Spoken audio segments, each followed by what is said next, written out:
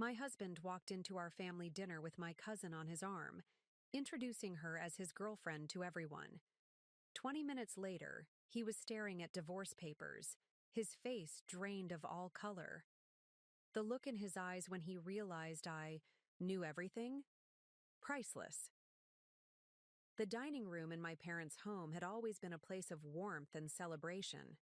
Family photos lined the walnut shelves, capturing decades of birthdays, anniversaries, and holiday gatherings. The antique chandelier, a wedding gift from my grandmother, cast a soft golden glow over the mahogany table, polished to perfection for our annual spring reunion. Before we jump back in, tell us where you're tuning in from, and if this story touches you, make sure you're subscribed, because tomorrow I've saved something extra special for you.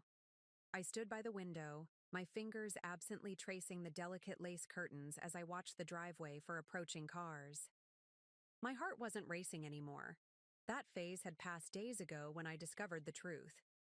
Now, a strange calm had settled over me, the kind that comes after a storm when everything is broken but oddly peaceful.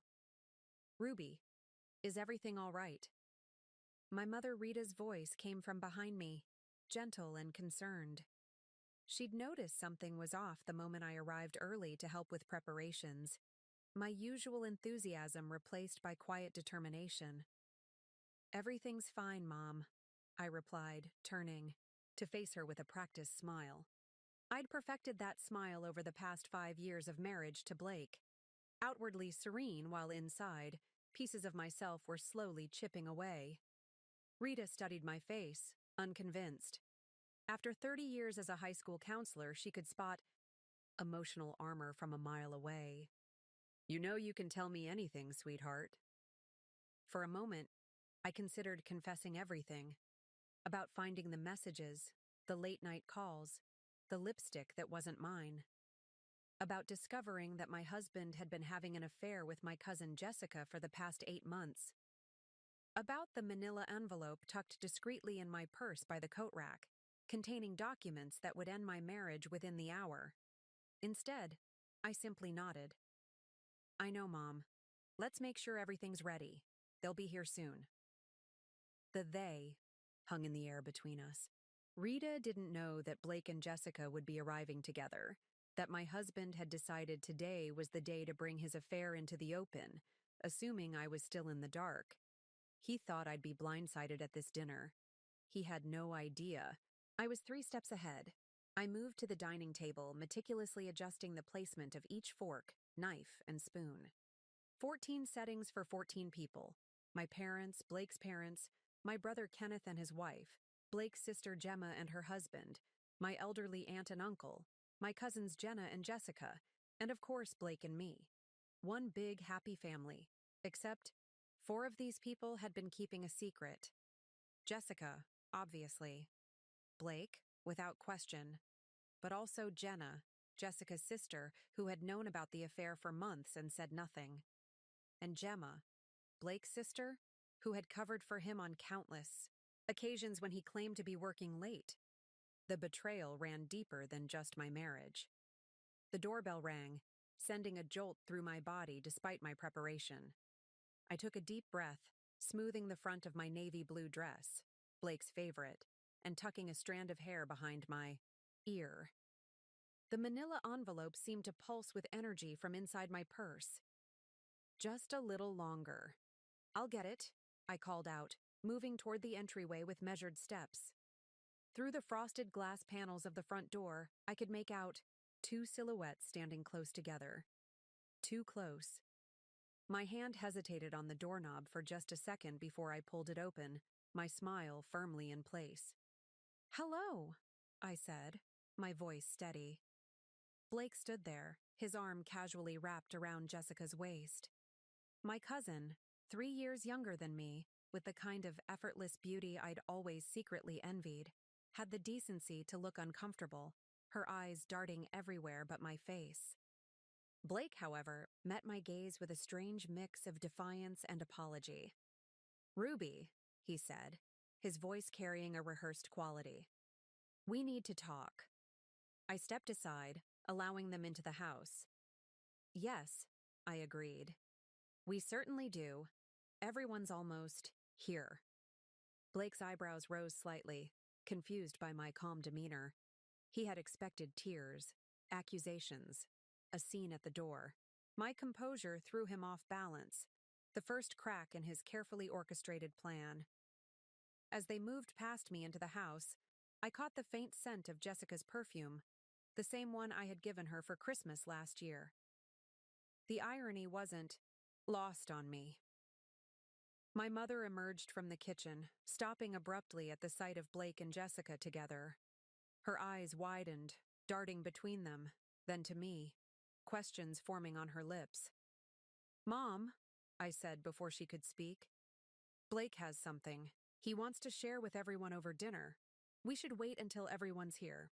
Rita's gaze hardened as she looked at Blake, maternal instinct kicking in. In that moment, I knew she understood exactly what was happening, and I felt a surge of gratitude for the unconditional support I saw in her eyes. "Of course," she said, coolly. "Dinner will be ready in 20 minutes. Blake, why don't you and Jessica wait in the living room? The others should be arriving shortly." As they moved away, Rita pulled me aside, her voice a whisper. "Ruby, what's going on? Are you okay?" I squeezed her hand reassuringly. "I will be, Mom. I promise. I've got this under control." And I did. For the first time in years, I felt completely in control of my life. The weight of suspicion and uncertainty had been lifted the moment I discovered the truth. Now, there was only the path forward. My path, without Blake, without the constant doubt and diminishment that had become the backdrop of my marriage. The next 15 minutes passed in a blur of arrivals, forced pleasantries, and curious glances. Kenneth arrived with his wife, immediately sensing the tension in the air. Blake's parents followed, his father Eric clapping Blake on the shoulder, while his mother Gemma embraced Jessica with familiar affection that made my stomach turn. They knew too. The circle of deception widened with each new arrival. By the time we all gathered around the dining table, the air was thick with unspoken questions. I took my seat at one end, opposite my father, who always presided at family gatherings. Blake hesitated before sitting beside me, Jessica taking the chair next to him instead of her usual place across the table. A visible declaration. As my father began the traditional blessing of the meal, I reached for my purse beside my chair, my fingers closing around the manila envelope. The moment of truth was approaching, and with it, my liberation. I'd always been the steady one, the planner, the woman with the 5-year roadmap and color-coded calendar. Ruby Edwards, née Montgomery, raised in a middle-class neighborhood, in Lakeside, where my parents had lived in the same 2-story colonial for over 30 years. The house with the blue shutters and the oak tree in the front yard, where my father had built a swing that still hung there, faded but sturdy, like the family values they had instilled in me. At 33, I had built a life that looked perfect from the outside. A respected position as the head librarian at Lakeside Community College. A charming craftsman home in a good neighborhood. A husband of 5 years who worked as an architect at one of the city's most prestigious firms. We were the couple friends, pointed to and said, "They've got it all figured out." What they didn't see were the cracks forming beneath the polished surface. The way Blake's ambition had gradually twisted into something darker, more selfish. The way his compliments had evolved into subtle criticisms, always delivered with a smile. "You look nice today, Ruby. That dress almost makes you look as young as you did when we met." Or, "Good job on that presentation for the library fundraiser. Maybe next time try to be a little more engaging, though. You tend to lose people's attention." Little by little, those comments had chipped away at my confidence, my sense of self. I'd started to see myself through his critical lens, as somewhat inadequate, always falling slightly short of expectations. I'd begun dressing differently, speaking differently, even thinking differently, all in an effort to meet Blake's ever-shifting standards. Preparing and narrating this story took us a lot of time, so if you are enjoying it, subscribe to our channel. It means a lot to us. Now back to the story. My father offered the bowl of mashed potatoes to me, pulling me back to the present moment. Ruby, would you like to start? I accepted the bowl, spooning a small portion onto my plate before passing it to Blake. Our fingers brushed during the exchange, and I felt nothing. Not anger, not hurt, not love. Just nothing. It was both liberating and terrifying to realize how completely my feelings for him had died. So, my father continued, oblivious to the tension humming through the room. How's the new project coming along, Blake? The Riverside development? Blake cleared his throat, setting down his water glass. It's going well, actually. We've just secured the additional funding we needed. Construction should begin next month. That's wonderful news, my mother said, her smile not quite reaching her eyes. Your firm must be pleased. They are, Blake replied, his confidence returning as he discussed his work. In fact, I've been put in charge of the entire East Wing design. It's a significant responsibility. I watched him as he spoke, animated and engaging. This was the Blake I had fallen in love with 8 years ago, passionate about his work, charming, focused. We'd met at a mutual friends gallery opening. I was there supporting my college roommate whose photographs were being featured. He was there because he appreciated good architecture and design. He'd approached me as I was studying a particularly striking black and white cityscape. It's all about the negative space, he'd said, standing close enough that I could smell his cologne. The photographer understands that what isn't there is just as important as what is. I'd been intrigued by his insight, by the intensity in his hazel eyes. We'd spent the rest of the evening discussing art, architecture, and our shared love of mid-century design. By the end of the night, I'd given him my number, something I rarely did. By the end of the month, we were inseparable. The Blake sitting beside me now, casually discussing his career achievements while his hand occasionally brushed against my cousin's arm, was a stranger wearing my husband's face. And what about you, Jessica? Kenneth asked, his tone deliberately casual, though. His eyes were sharp. My brother had always been protective of me, and I suspected he'd picked up on the unusual dynamics at the table. I heard you've been spending a lot of time in the city lately. Jessica flushed slightly, glancing at Blake before answering. Yes, I've been consulting on some interior design projects. It's been keeping me busy. Interior design? My mother echoed, her eyebrow raised. I thought you were working at that marketing firm. I am, Jessica replied quickly. This is just a side project. With Blake's firm, right? I interjected, my voice calm despite the accelerated beating of my heart. You've been helping with the Riverside development.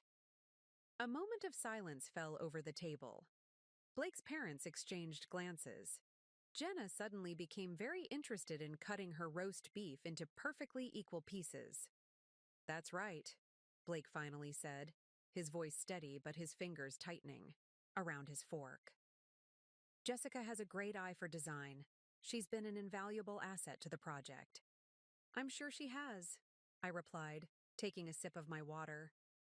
The conversation shifted to safer topics. The unseasonably warm spring, Kenneth's new position at the hospital, my aunt's upcoming cataract surgery. But the undercurrent remained, electric, and unavoidable. Everyone was waiting for the other shoe to drop. I thought about the night I discovered the truth. It had been so ordinary, so mundane. Blake was working late, as he often did. I was reorganizing our home office, a task I'd been putting off for months. The drawer of his desk had stuck, and when I pulled it open with extra force, several items tumbled out, including his personal tablet. It hadn't been a deliberate invasion of privacy. The device had lit up when it fell, displaying a message preview from Jessica. Just a fragment, but enough. Miss you. Can't wait until... I'd stared at those words, my mind racing to find an innocent explanation. Perhaps they were discussing a surprise for me? A family event? But deep down I knew. The suspicion that had been growing in the back of my mind for months suddenly crystallized into certainty. I'd unlocked his tablet. He'd always used my birthday as his password, a fact that now seemed like a cruel joke, and found hundreds of messages spanning back 8 months. Photos, plans to meet, intimate conversations about their future together, discussions about how and when to tell me. I hadn't cried. I hadn't screamed or thrown things or called him in a rage. Instead, I'd methodically documented everything, taking screenshots, saving them to my secure cloud storage. Then I'd carefully replaced the tablet exactly as I'd found it and continued, organizing the office as if my world hadn't just imploded. The next morning, I'd called a lawyer. By the end of the week, I had divorce papers drawn up. And when Blake mentioned the upcoming family dinner, suggesting casually that we might have something important to share with everyone, I knew exactly what he was planning, so I made plans of my own. Ruby, Blake's mother Gemma said, drawing my attention back to the dinner table. You're quiet tonight. Is everything all right?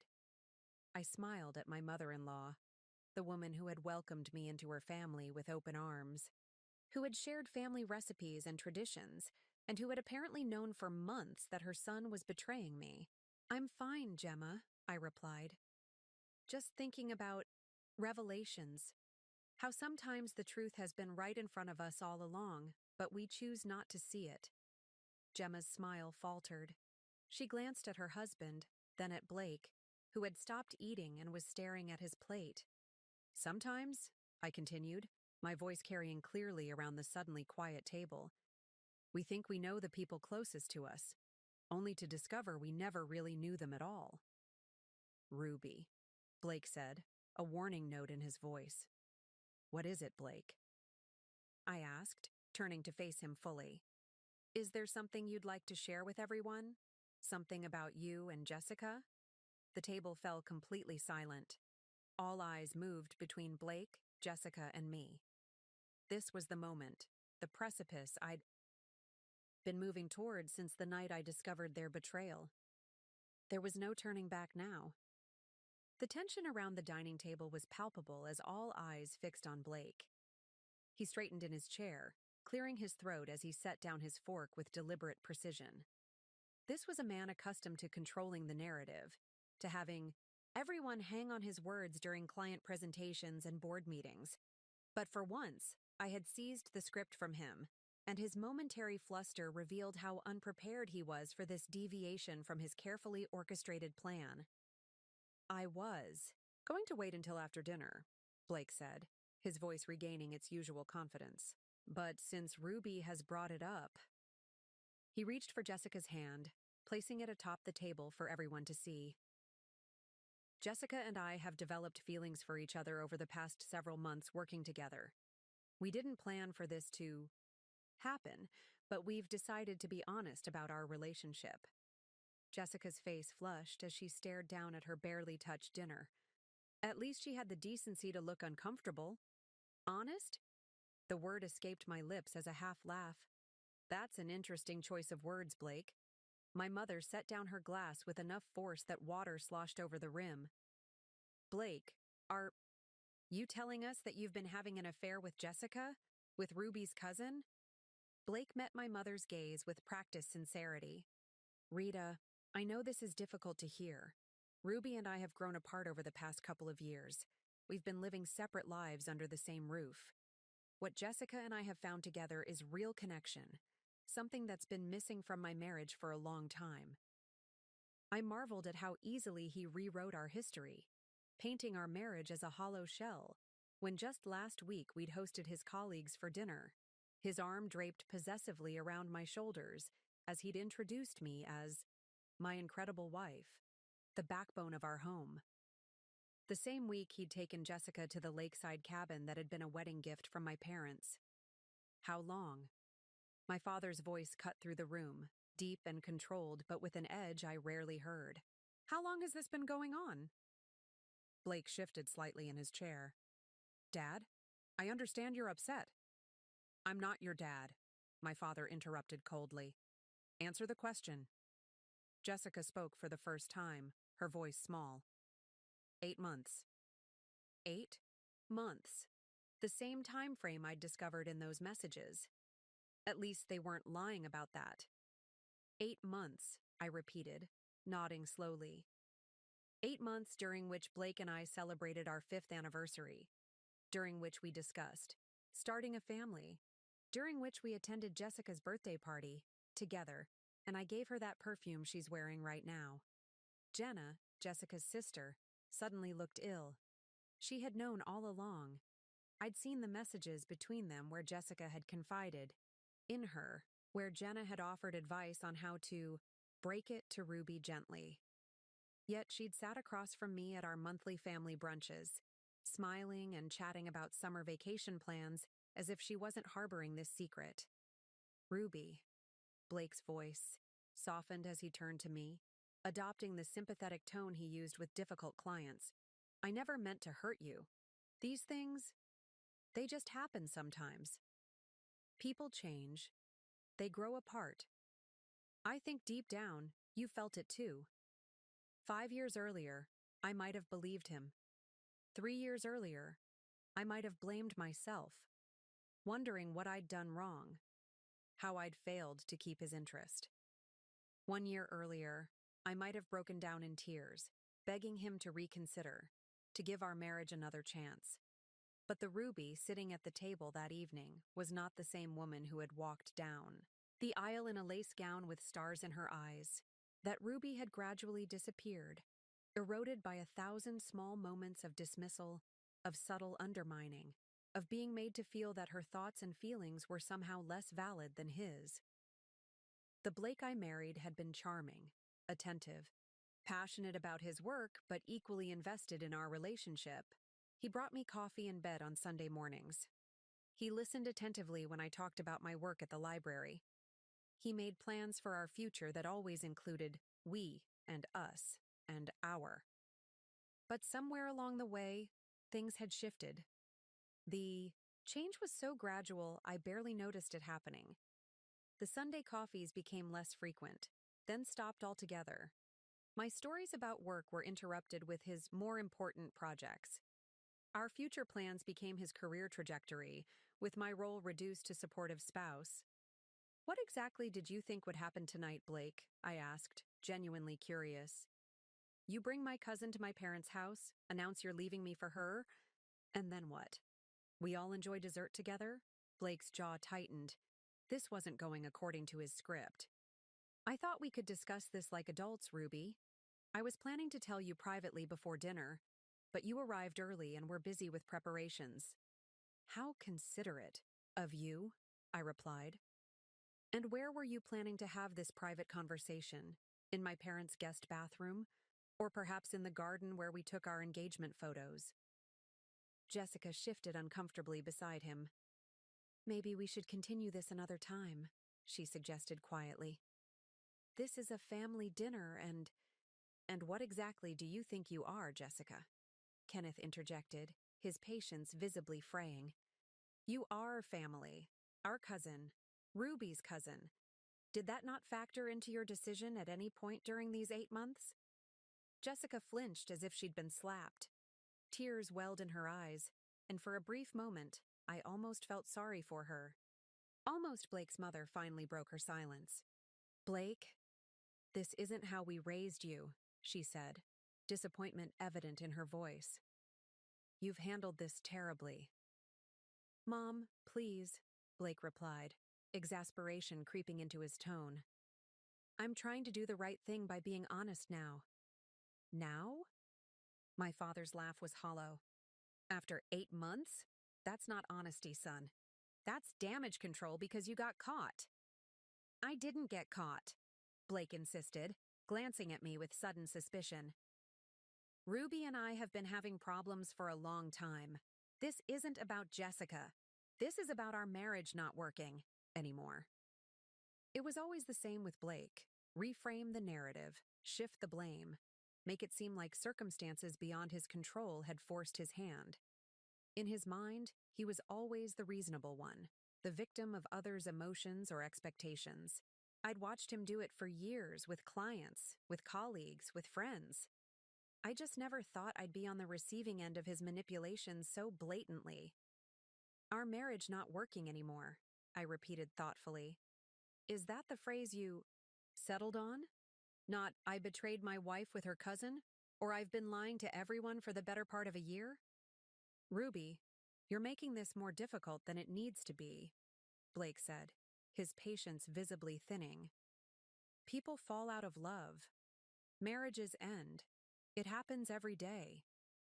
You're right, I agreed, surprising him. It does happen every day.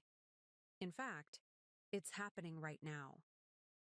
This was it, the moment I'd been planning for since discovering those messages. I reached down beside my chair for my purse, feeling the weight of the manila envelope inside. 5 years of marriage reduced to legal documents and signatures. Blake's eyes followed my movement, a flicker of uncertainty crossing his face. This wasn't part of his plan. In his version of tonight's events, he would reveal his relationship. With Jessica, I would be stunned and emotional, and he would magnanimously offer to give me time to process. He would appear reasonable while I appeared hysterical. He would control the narrative while I struggled to catch up. But I was already 5 steps ahead of him. And for the first time in our marriage, Blake was about to discover what it felt like to be completely blindsided. The dining room fell silent as I pulled the manila envelope from my purse. It made a soft thud as I placed it on the table between the roast beef and mashed potatoes. Blake's eyes fixed on it, his expression shifting from confusion to dawning comprehension. "What is that?" he asked, though I could tell from the sudden pallor of his face that he already suspected. "Why don't you open it and find out?" I suggested, my voice remarkably steady despite the thundering of my heart. For a moment, no one moved. The only sound was the gentle ticking of my mother's antique grandfather clock in the hallway, marking the seconds of this suspended moment. Then slowly, Blake reached for the envelope, his fingers hesitating before finally grasping it. I watched as he opened the flap and slid out the documents, their crisp, official letterhead stark against the warm wood of the dining table. His eyes scanned the first page, widening slightly as they reached the bold heading. Petition for dissolution of marriage. Divorce papers, he said flatly, looking up at me with genuine shock. You filed for divorce. 3 days ago, I confirmed. My lawyer said you should be officially served next week, but I thought this would be more efficient, given our gathered audience. Jessica leaned over to look at the papers, her hand flying to her mouth. Blake, did you know about this? He shook, his head slowly, still staring at me as if seeing me for the first time. No, he said quietly. I had no idea. My father cleared his throat. Perhaps we should give you two some privacy to discuss this. That won't be necessary, Dad, I said, never taking my eyes off Blake. There's nothing to discuss that can't be said in front of everyone. After all, Blake and Jessica were planning to announce their relationship tonight. I'm simply adding my own announcement to the agenda. Blake shuffled through the papers, his architectural precision reasserting itself as he methodically reviewed each page. You've already divided our assets, he noted, his voice tight with disbelief. You've outlined custody arrangements for the dogs. You've even... He paused, swallowing hard. You've even specified that I can keep the lakeside cabin if I buy out your half of its value.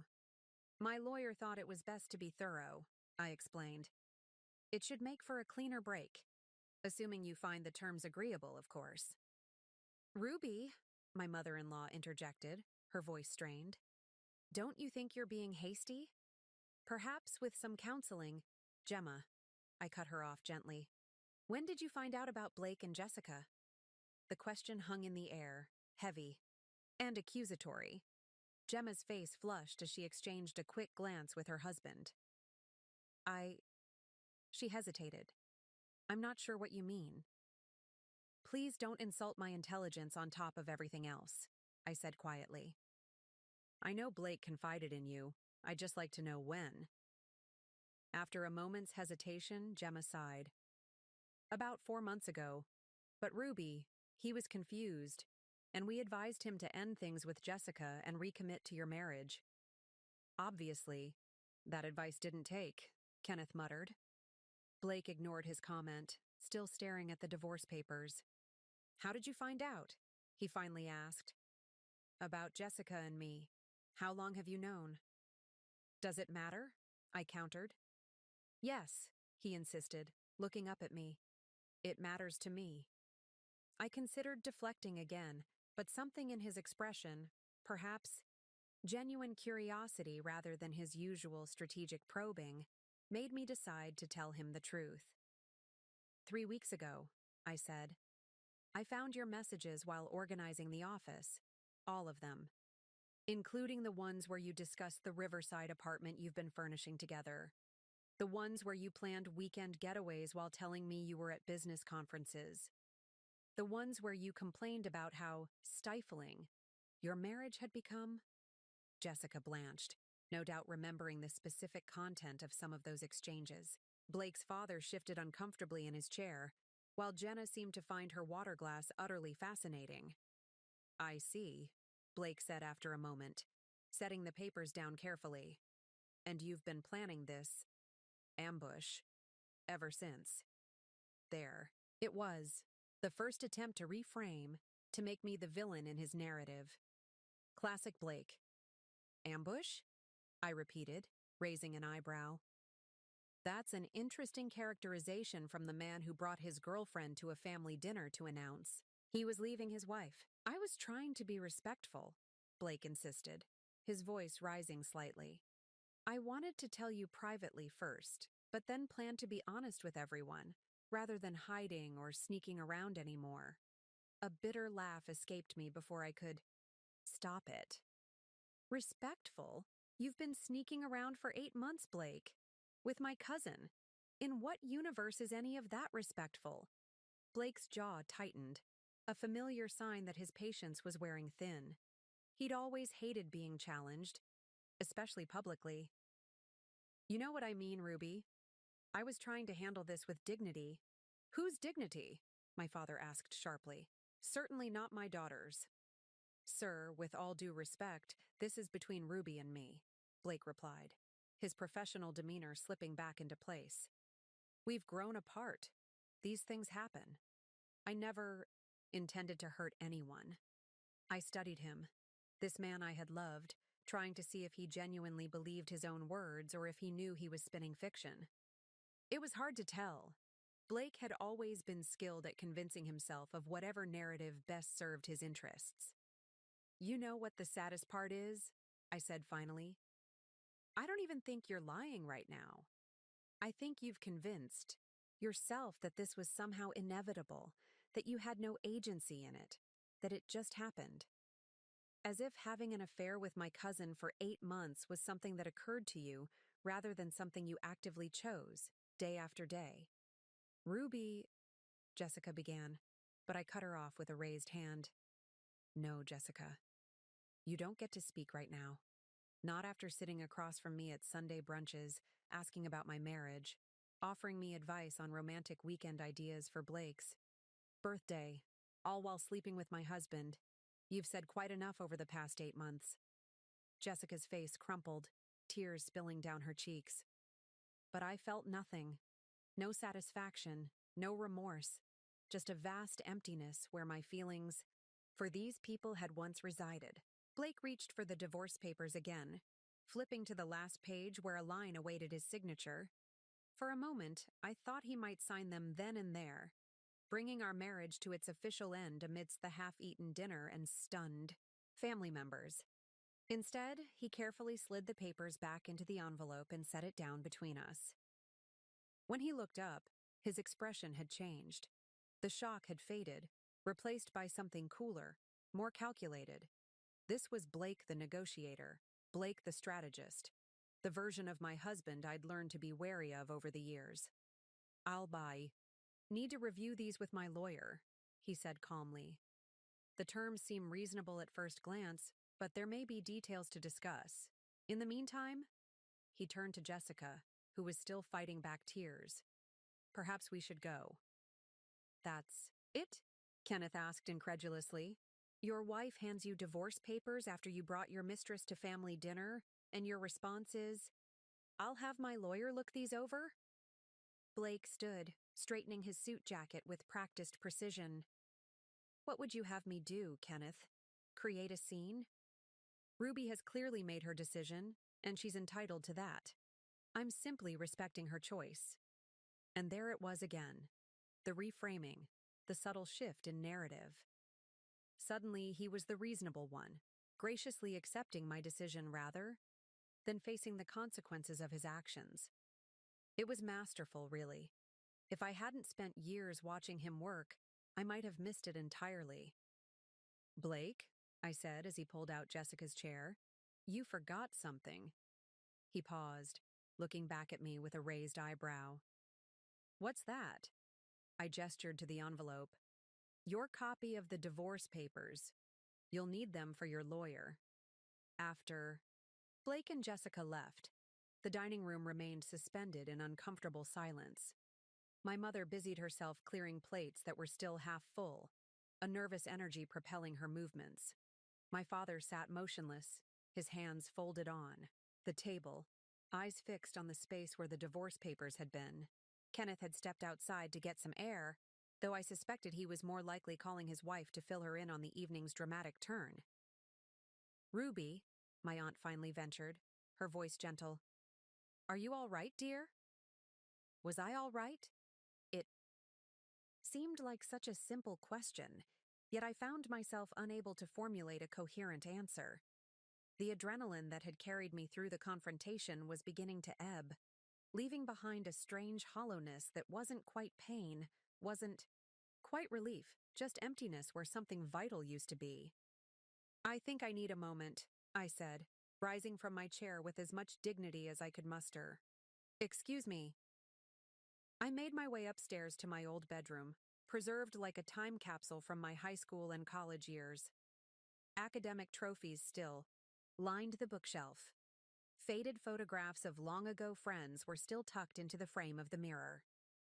The twin bed was still covered with the purple quilt my grandmother had made for my 16th birthday.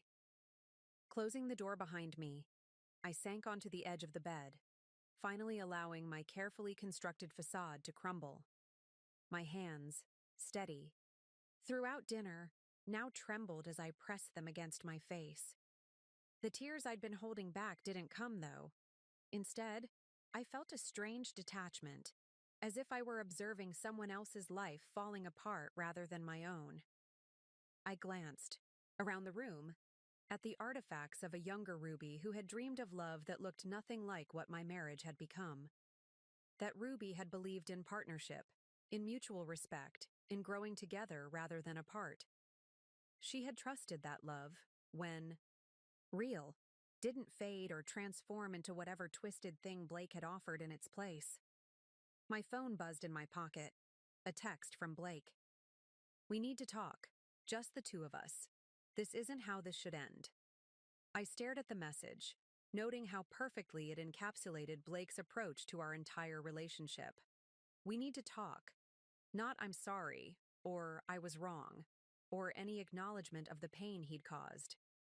Just the assumption that if he could get me alone, he could control the narrative once more. This isn't how this should end. As if there were a proper protocol for concluding a marriage destroyed by betrayal.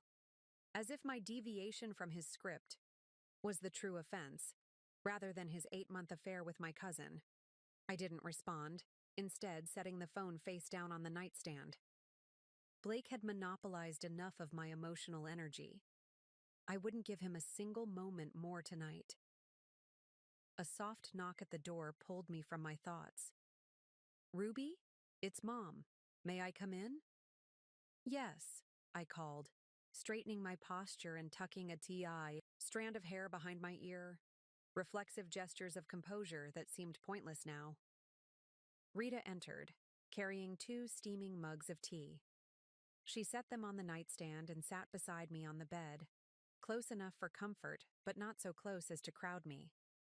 My mother had always understood the delicate balance of support and space. Chamomile. With honey? She said, nodding toward the mugs. Just like when you were little and had a bad day at school. A smile tugged at my lips despite everything. Some things never change. And some things do, she replied, her voice gentle but firm. Sometimes they have to. We sat in silence for a moment, the familiar scent of chamomile filling the room. Outside, I could hear muffled voices as the remaining dinner guests presumably discussed the evening's revelations. I wondered what consensus they were reaching, whose side they were taking, whether any of it really mattered anymore. How long have you known?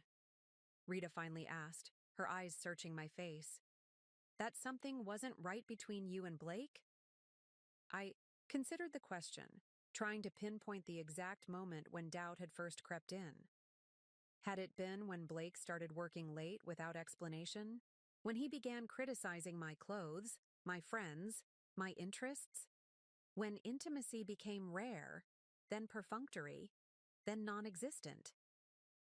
I think part of me has known for at least a year, I admitted. But I kept making excuses, blaming his stress at work, or my own insecurities. It was easier than facing the truth. Rita nodded, understanding in her eyes.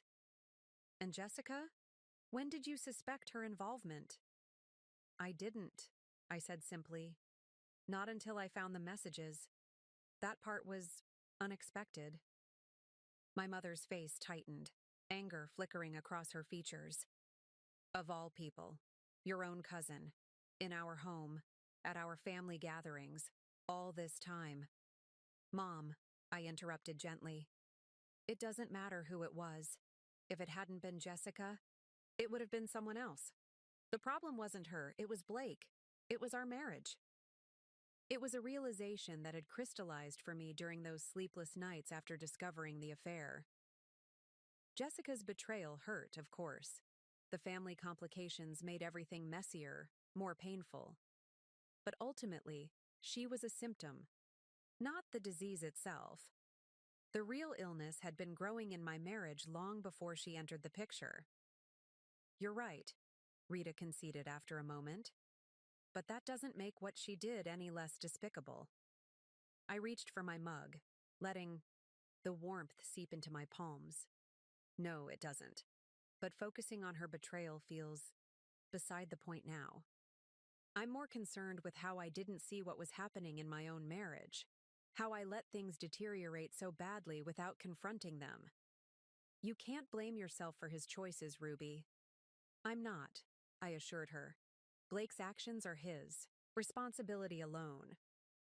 But I am responsible for how long I allowed myself to be diminished, for how much of myself I surrendered trying to be what he wanted. Rita's eyes glistened with unshed tears. When did that start? The diminishment? The question struck me with unexpected force. When had it started? Not all at once, certainly. There had been no single moment I could point to and say, that's when I began to disappear. It had been gradual, insidious. I think it started with small things, I said slowly, memories surfacing. Comments about my clothes being too conservative, suggestions that my job was less important than his, jokes at my expense when we were with friends that I laughed off because I didn't want to seem oversensitive. I took a sip of tea, organizing my thoughts. Then it progressed to bigger things. He started making decisions without consulting me. Financial. Choices, vacation plans, even which friends we'd maintain relationships with. If I objected, he'd make me feel irrational or difficult. Why didn't you say something? My mother asked, her voice pained. To me? To your father? To anyone? I smiled sadly. Because I was embarrassed. Because admitting there were problems meant acknowledging that the life I'd been presenting to everyone, this perfect marriage, this perfect partnership, was a facade. And because part of me believed I really was the problem. that if I could just be better, more supportive, more understanding, things would improve. Oh, Ruby, Rita sighed, reaching for my hand. You've always been so independent, so strong-willed. I never imagined you could be made to feel that way. Neither did I admitted. But it happens so slowly you hardly notice.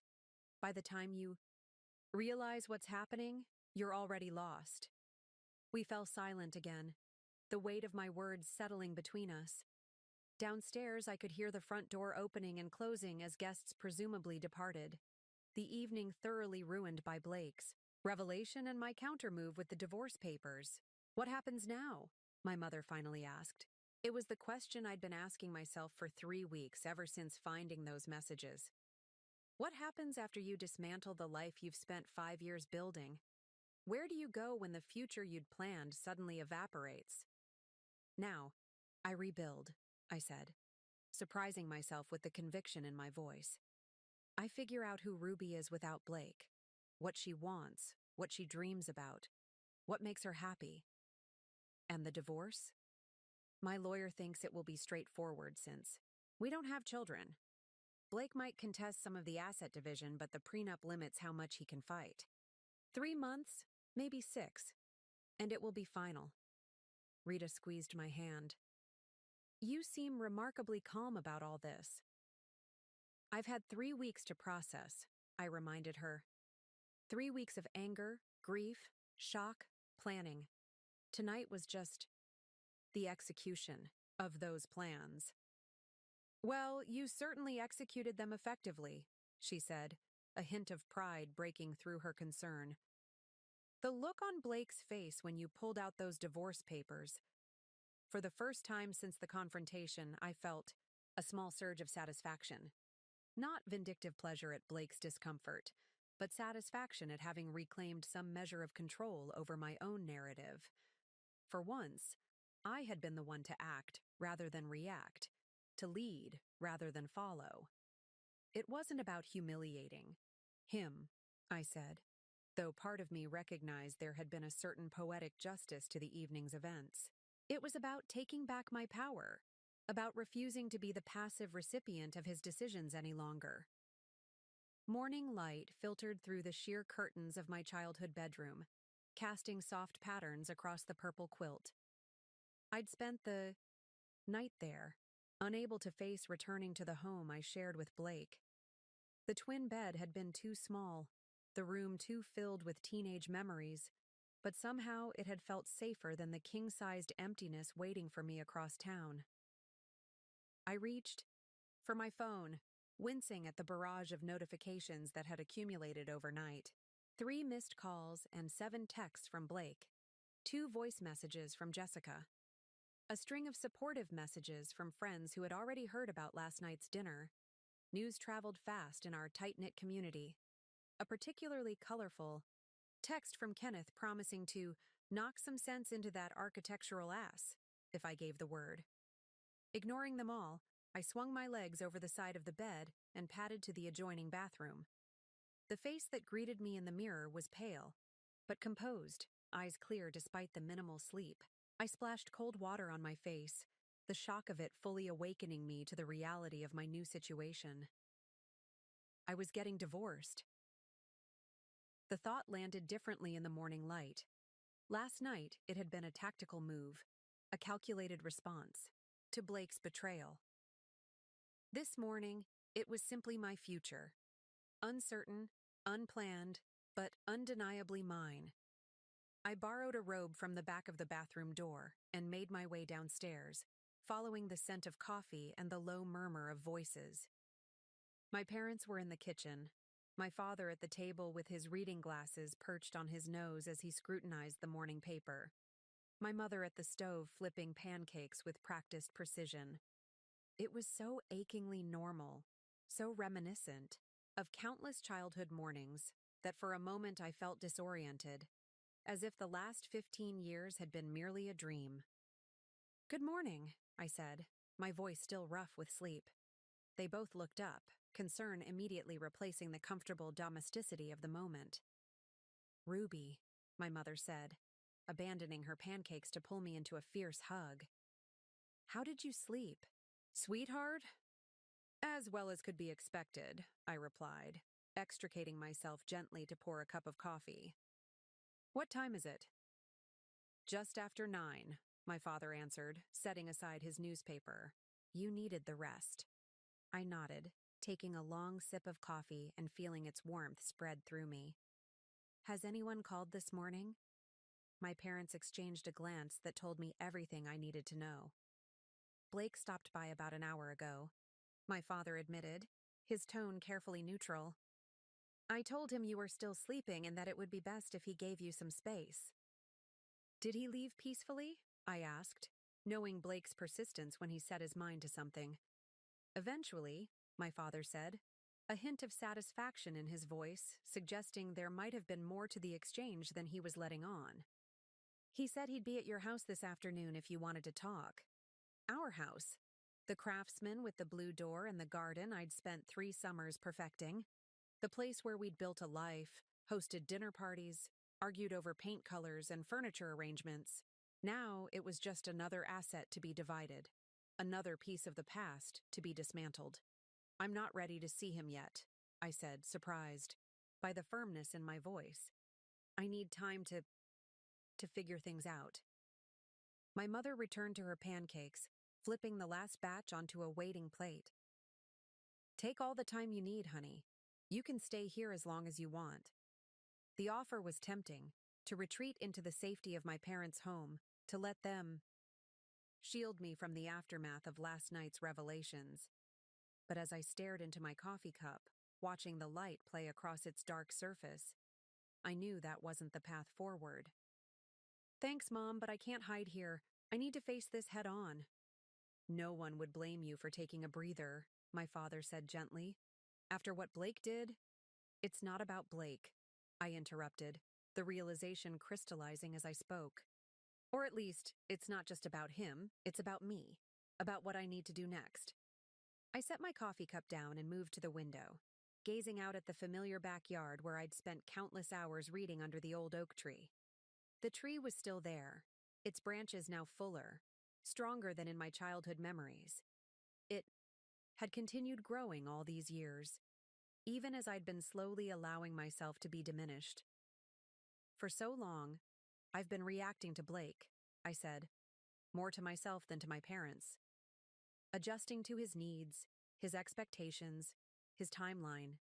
Even finding those messages and filing for divorce, that was still a reaction to him rather than a choice for myself. My mother set a plate of pancakes on the table, her expression thoughtful. "And now?"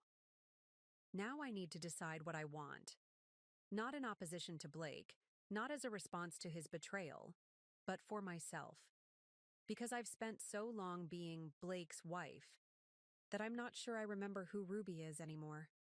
The words hung in the air, startling in their honesty. It was a truth I hadn't fully acknowledged until this moment. Standing in my parents' kitchen with the remnants of my marriage scattered behind me like debris after a storm. Who was Ruby without Blake? What did she want from life? What made her happy, angry, passionate, fulfilled? I had answers once before I began subtly reshaping myself to fit the contours of Blake's expectations. But now those answers seemed distant, like half-remembered dreams. My father rose from his chair, moving to stand beside me at the window. "For what it's worth," he said quietly, "I've always known exactly who Ruby is. She's the same determined girl who refused training wheels at age 4.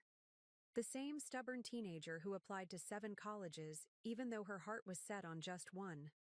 The same compassionate woman who reads to nursing home residents every Thursday afternoon because, and I quote, stories matter most to those who can no longer tell their own." Tears prickled at the corners of my eyes. "Dad, you're still in there, Ruby," he continued, his voice gruff with emotion. "Blake didn't erase you. He might have convinced you to turn down your volume for a while, but he never changed your fundamental frequency." The metaphor was so perfectly my father, A retired radio engineer who had always spoken about people as if they were broadcasting signals, that a laugh escaped me, watery but genuine. "Your father's right," my mother added, joining us by the window. "You just need to readjust your tuning, find your true signal again." I looked between them, these two people who had loved me consistently, unconditionally for 33 years, who had watched me grow, stumble, succeed, fail, and keep moving forward, who had never once suggested I make myself smaller to accommodate someone else's ego. "I think," I said slowly, "I need to get away for a while.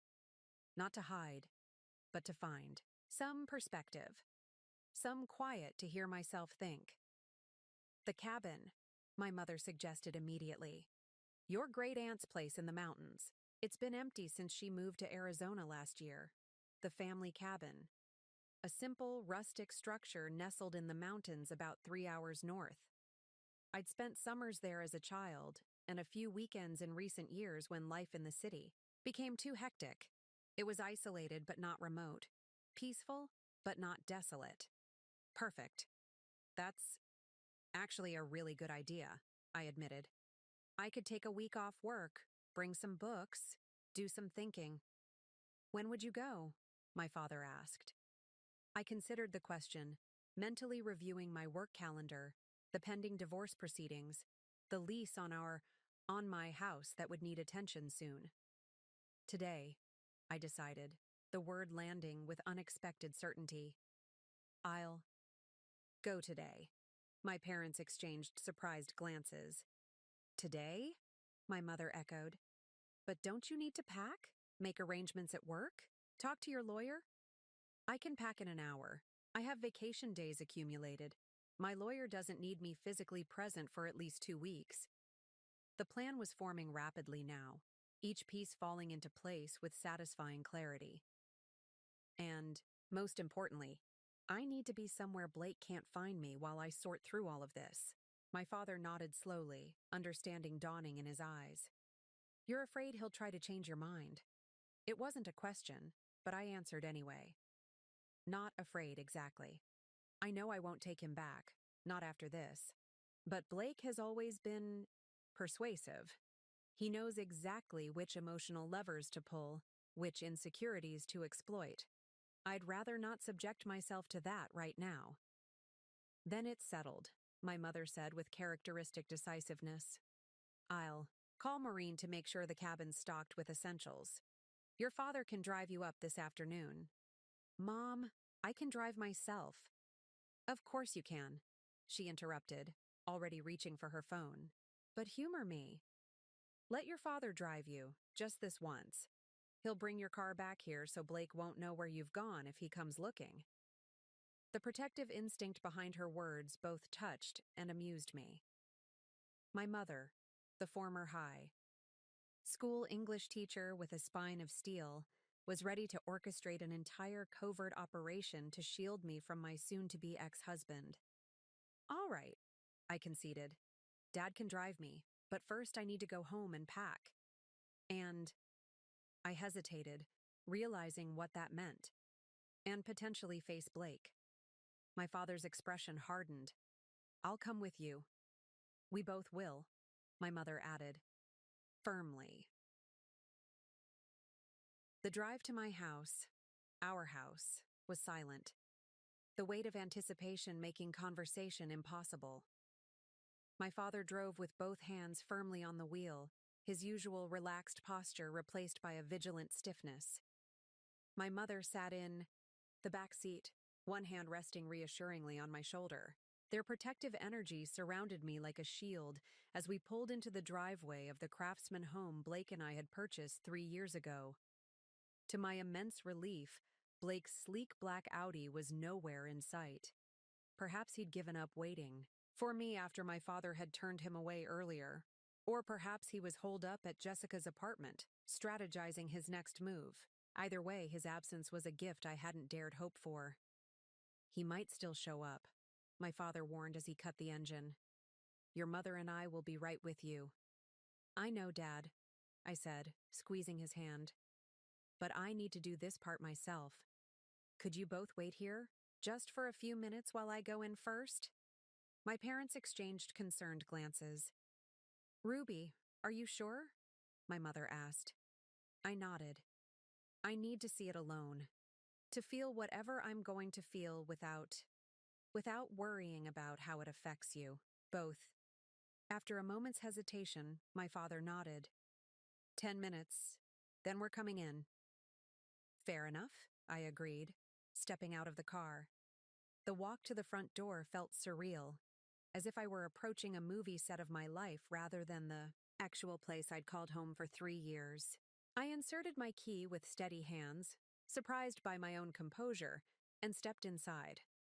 The house was exactly as I'd left it yesterday morning. Coffee mug in the sink, mail stacked neatly on the entryway table, Blake's running shoes kicked off. By the door. So ordinary, so mundane, that for a moment I questioned whether last night had really happened. Perhaps I'd imagined the whole thing. The dinner, the confrontation, the divorce papers. Perhaps Blake would walk through the door any minute, kiss me hello, and ask about my day as if everything were normal. But the envelope sitting on the kitchen counter, identical to the one I'd presented at dinner, but empty now that Blake had taken the divorce papers, confirmed the reality of my situation. This wasn't a dream or a hallucination. My marriage was over, and I was standing in the wreckage. I moved through the house methodically, gathering essentials for my retreat to the mountains. Clothes, toiletries, the journal I'd been neglecting for months, the stack of books on my nightstand that I'd been meaning to read but never found time for. I worked quickly, efficiently, not allowing myself to linger on memories or sentiment, until I reached the bathroom and saw them side by side on the counter. Blake's expensive shaving cream next to my facial cleanser, his toothbrush touching. Mine in the holder, his towel hanging beside mine on the rack. The casual intimacy of these everyday objects struck me with unexpected force. This was what marriage looked like in its most basic form. The sharing of space, the intertwining of daily rituals, the physical evidence of two lives merged into one. And now I was dismantling it, piece by piece. A sound from downstairs jolted me from my thoughts, the unmistakable click of the front door opening and closing. My parents wouldn't have come in without calling up to me first, which meant, Ruby? Blake's voice floated up the stairs, tentative yet insistent. Your car wasn't at your parents' place. I figured you might be here. I closed my eyes briefly, steadying myself against the bathroom counter. So much for my hope of avoiding this confrontation. I'm upstairs, I called back, my voice surprisingly strong. I'm just getting some things. His footsteps on the stairs were measured, deliberate. I stepped out of the bathroom to meet him in the bedroom, refusing to be cornered in a smaller space. Blake appeared in the doorway, still wearing yesterday's clothes, his usually immaculate appearance rumpled from what had clearly been a sleepless night. His eyes were bloodshot, his 5 o'clock shadow now a full stubble. He looked, for the first time since I'd known him, completely undone. You didn't answer my calls, he said, a note of accusation in his voice. No, I agreed simply. I didn't. He ran a hand through his disheveled hair, his gaze moving from my face to the half-packed suitcase on the bed. You're leaving. It wasn't a question, but I answered anyway. Yes, I need some time away. With him? Blake asked, a bitter edge to his words. For a moment, I was genuinely confused. With who? Whoever you've been seeing. That's what this is really about, isn't it? You found someone else and now you're using Jessica as an excuse to end our marriage? The accusation was so absurd, so perfectly in line with Blake's tendency to deflect and project, that a startled laugh escaped me. Are you serious right now? It makes sense, he continued, warming to his theory. The sudden divorce papers, the calm way you handled everything last night. You've already moved on. Blake, I said firmly, I am not seeing anyone. I didn't cheat on you. You cheated on me. With my cousin. For 8 months. He flinched slightly at the blunt recitation of facts. It wasn't. It's more complicated than that. No, it's really not, I countered, zipping my suitcase closed with finality. It's actually quite simple. You betrayed our marriage. You lied to me repeatedly for the better part of a year. And now you're trying to make this somehow about me. That's not what I'm doing, he protested, moving further into the room. I'm just trying to understand why you're being so cold, so calculated about all this. What did you expect, Blake? Tears? Begging? A complete emotional breakdown? I expected my wife to at least talk to me before serving me with divorce papers in front of my entire family. And I expected my husband not to sleep with my cousin, I shot back. I guess we're both dealing with disappointment. Blake's expression hardened, the vulnerability of a moment ago vanishing behind the familiar mask of controlled displeasure I'd grown to recognize over the years.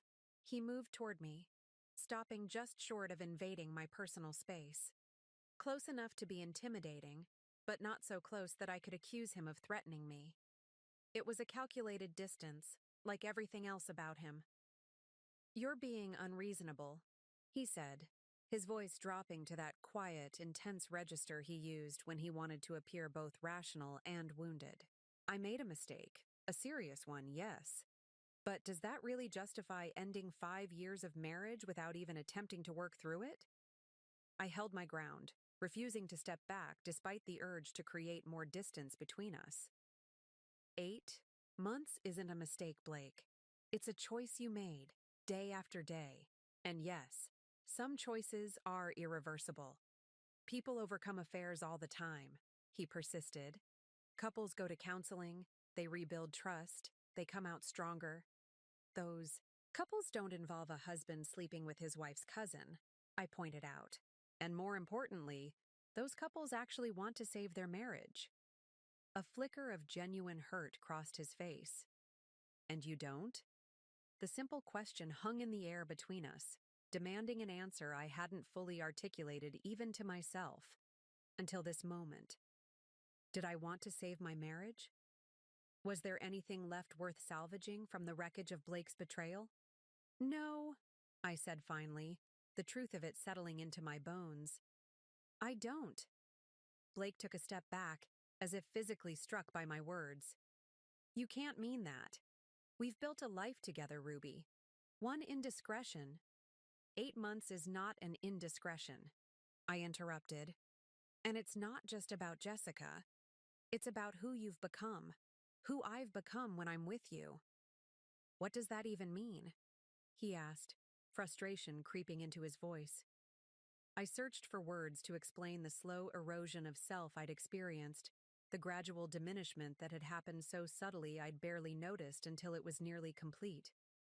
Do you remember when we first met? I asked. At that gallery opening? Blake's expression softened slightly at the memory. Of course. You were wearing that green dress with the gold necklace. Your hair was longer then. And I was talking about that photograph, the cityscape with the abandoned building in the foreground, I continued. I was saying how the photographer had captured both decay and possibility in the same frame. He nodded, a faint smile touching his lips. You were so passionate about it. I thought you might be an art critic. That's who I was, Blake. Someone with opinions and passion and a voice. I gestured between us. But somewhere along the way, in this marriage, I stopped being that person. I became smaller, quieter, more careful not to contradict or challenge you. That's ridiculous, he scoffed. You've always been free to express yourself. Have I? When was the last time you actually asked what I thought about something important? When was the last time you listened, really listened, without dismissing or correcting me? Blake opened his mouth to respond, then closed it again, unable to produce a concrete example. The truth is, I continued, I've spent years trying to be the version of me that you wanted. The supportive wife who never questions your decisions. The perfect hostess for your work colleagues. The woman who overlooks your late nights at the office and doesn't make demands on your time or attention. You're making me sound like some kind of monster, Blake protested. I've always supported your career, your interests. As long as they didn't interfere with yours, I finished for him. As long as they didn't require you to make any significant adjustments to your life. Before Blake could respond, the sound of the front door opening echoed from downstairs, followed by my father's voice calling up. Ruby, your 10 minutes are up. Blake's expression darkened.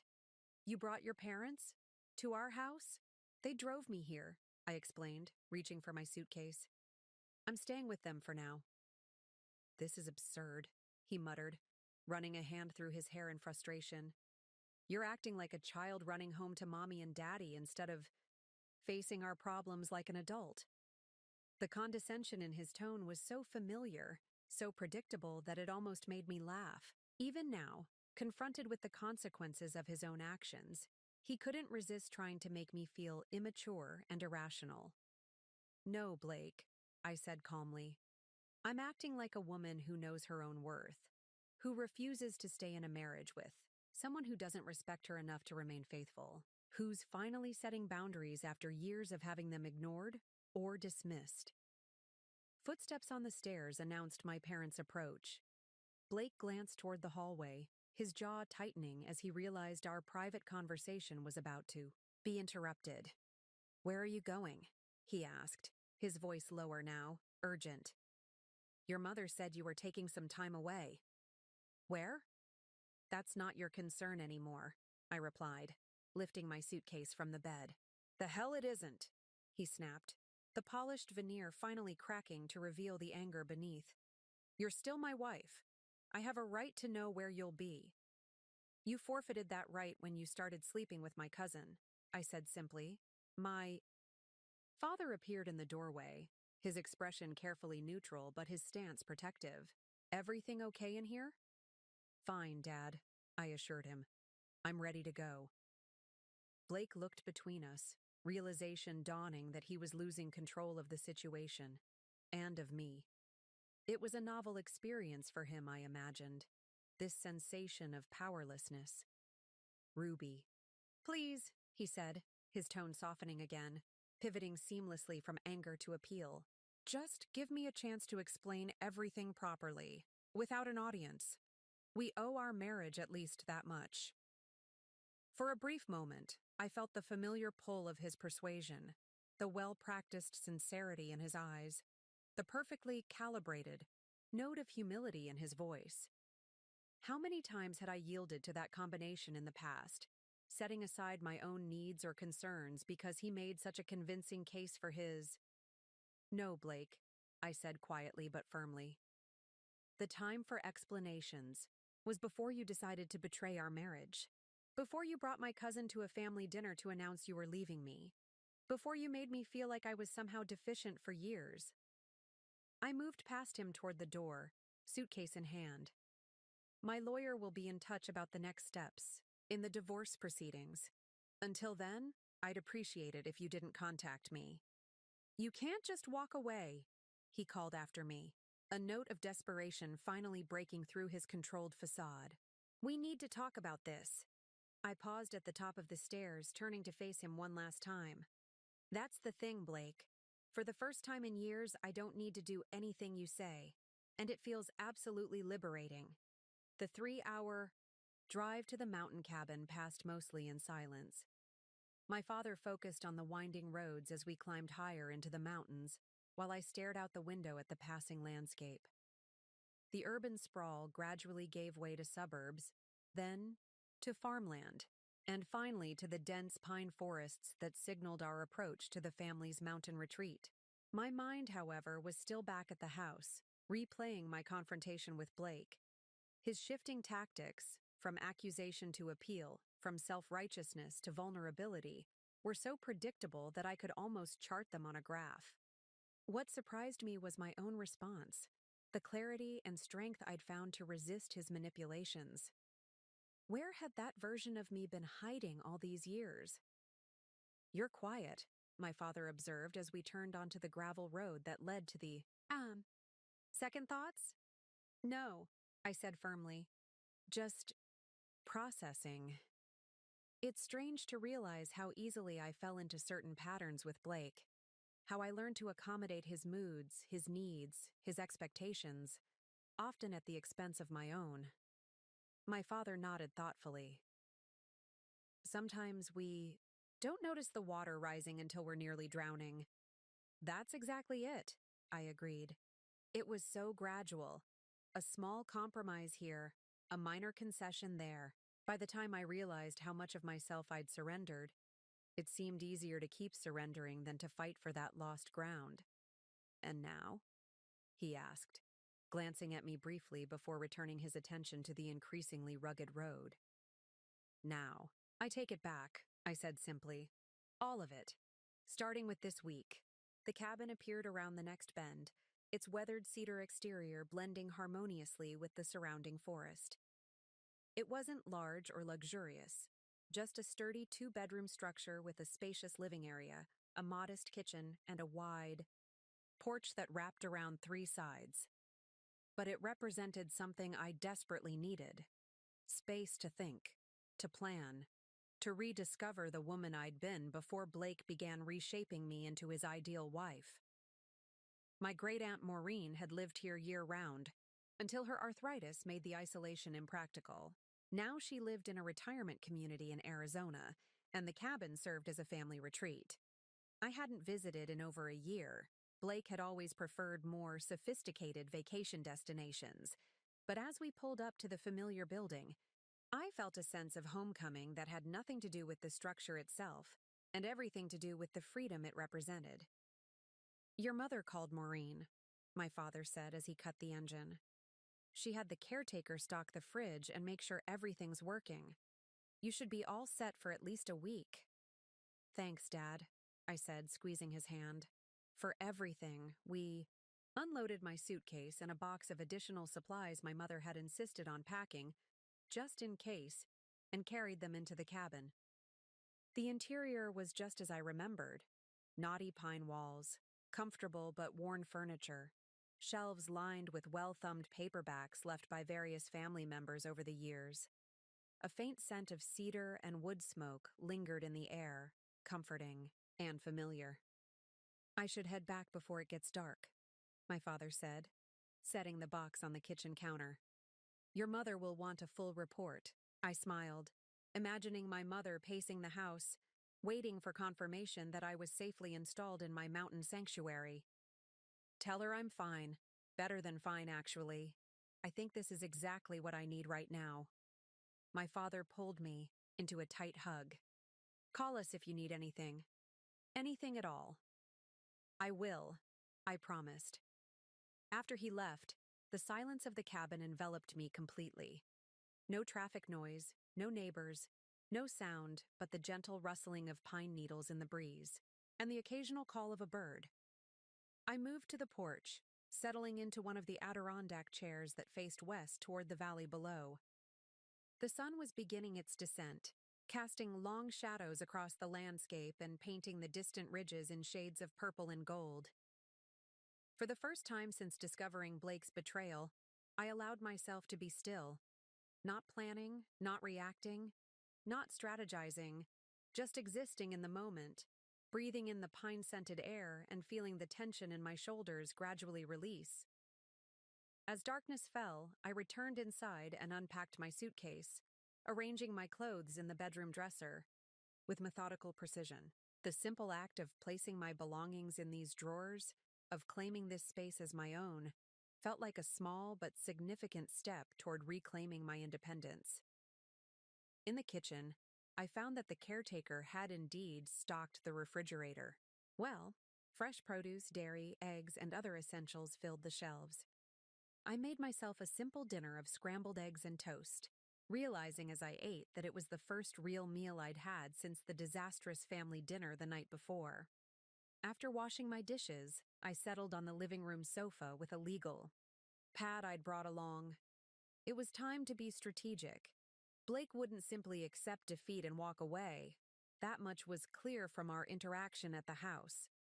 He would continue pushing, manipulating, attempting to regain control of the situation. I needed to be prepared.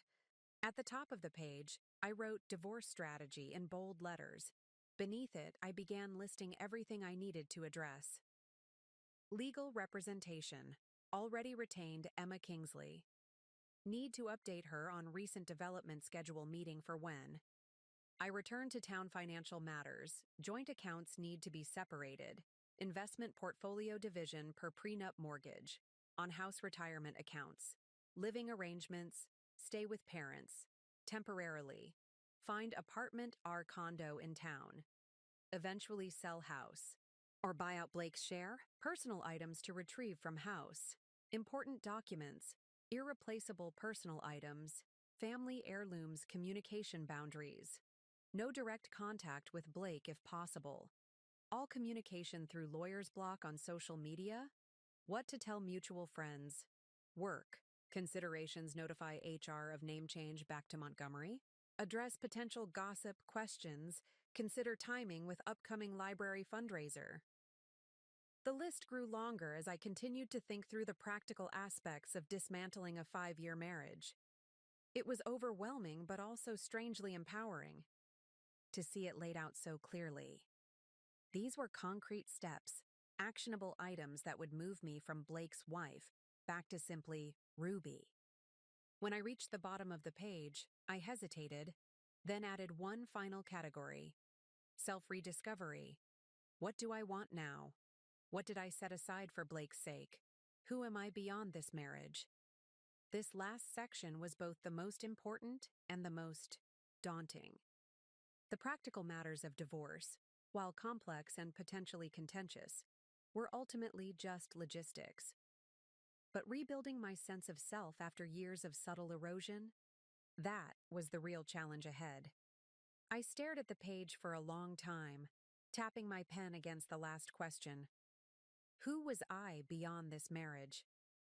The woman who had met Blake at that gallery opening 8 years ago had been confident, opinionated, passionate about literature and art and social justice. She'd had dreams beyond being someone's wife, dreams of writing a novel someday, of traveling to literary landmarks across Europe, of perhaps even pursuing a PhD in library science. Where had those dreams gone? They hadn't vanished all at once, but had been gradually set aside as Blake's career took precedence, as his vision for our life together superseded my own ambitions. On a fresh page, I began a new list titled Reclamation. Under it, I wrote down every interest, dream, and aspect of myself that I had diminished or abandoned during my marriage. Creative writing, the short stories I used to write on weekends. Book club, quit when Blake complained it took too much time. Close friendships, especially with Megan and Diane, whom Blake found too negative. Travel preferences, literature-focused rather than Blake's preference for luxury resorts. Personal style, the vintage-inspired clothes Blake thought didn't reflect his professional image. Political engagement, the volunteer work I'd scaled back when Blake worried it might affect his clients' perceptions. The list grew longer, each item a small piece of myself I had surrendered, often so gradually and imperceptibly that I hardly noticed it happening. Looking at them now, collected on the page, I felt a complex mixture of grief for what I'd lost and determination to reclaim it all. By the time I set the legal pad aside, it was past midnight. The cabin had grown cool as the mountain air chilled, and I wrapped myself in one of the handmade quilts that had been a fixture here for as long as I could remember. Outside, the forest was alive with night sounds, the soft hooting of an owl, the rustling of nocturnal creatures in the underbrush, the gentle creaking of branches in the breeze. I stood by the window, looking out at the sliver of moon visible through the trees, and felt something stir within me that I hadn't experienced in years: possibility. For so long, my future had been defined by Blake's plans, Blake's ambitions, Blake's timeline. Now the path ahead was uncharted, frightening in its uncertainty, but exhilarating in its openness. For the first time in years, I could choose the direction based solely on what I wanted, what I needed. I knew the road wouldn't be easy. Blake wouldn't simply disappear from my life. The divorce proceedings would ensure that we remained connected, at least legally, for months to come. There would be challenges, both practical and emotional. There would be moments of doubt, of fear, of wondering whether I was making the right choice. But as I finally made my way to bed, sliding between cool sheets in the cabin's smaller bedroom, I felt more certain than I had in years. This wasn't just about leaving Blake, it was about finding Ruby again. And that journey, however difficult, was long overdue. For 6 days, the cabin became my sanctuary.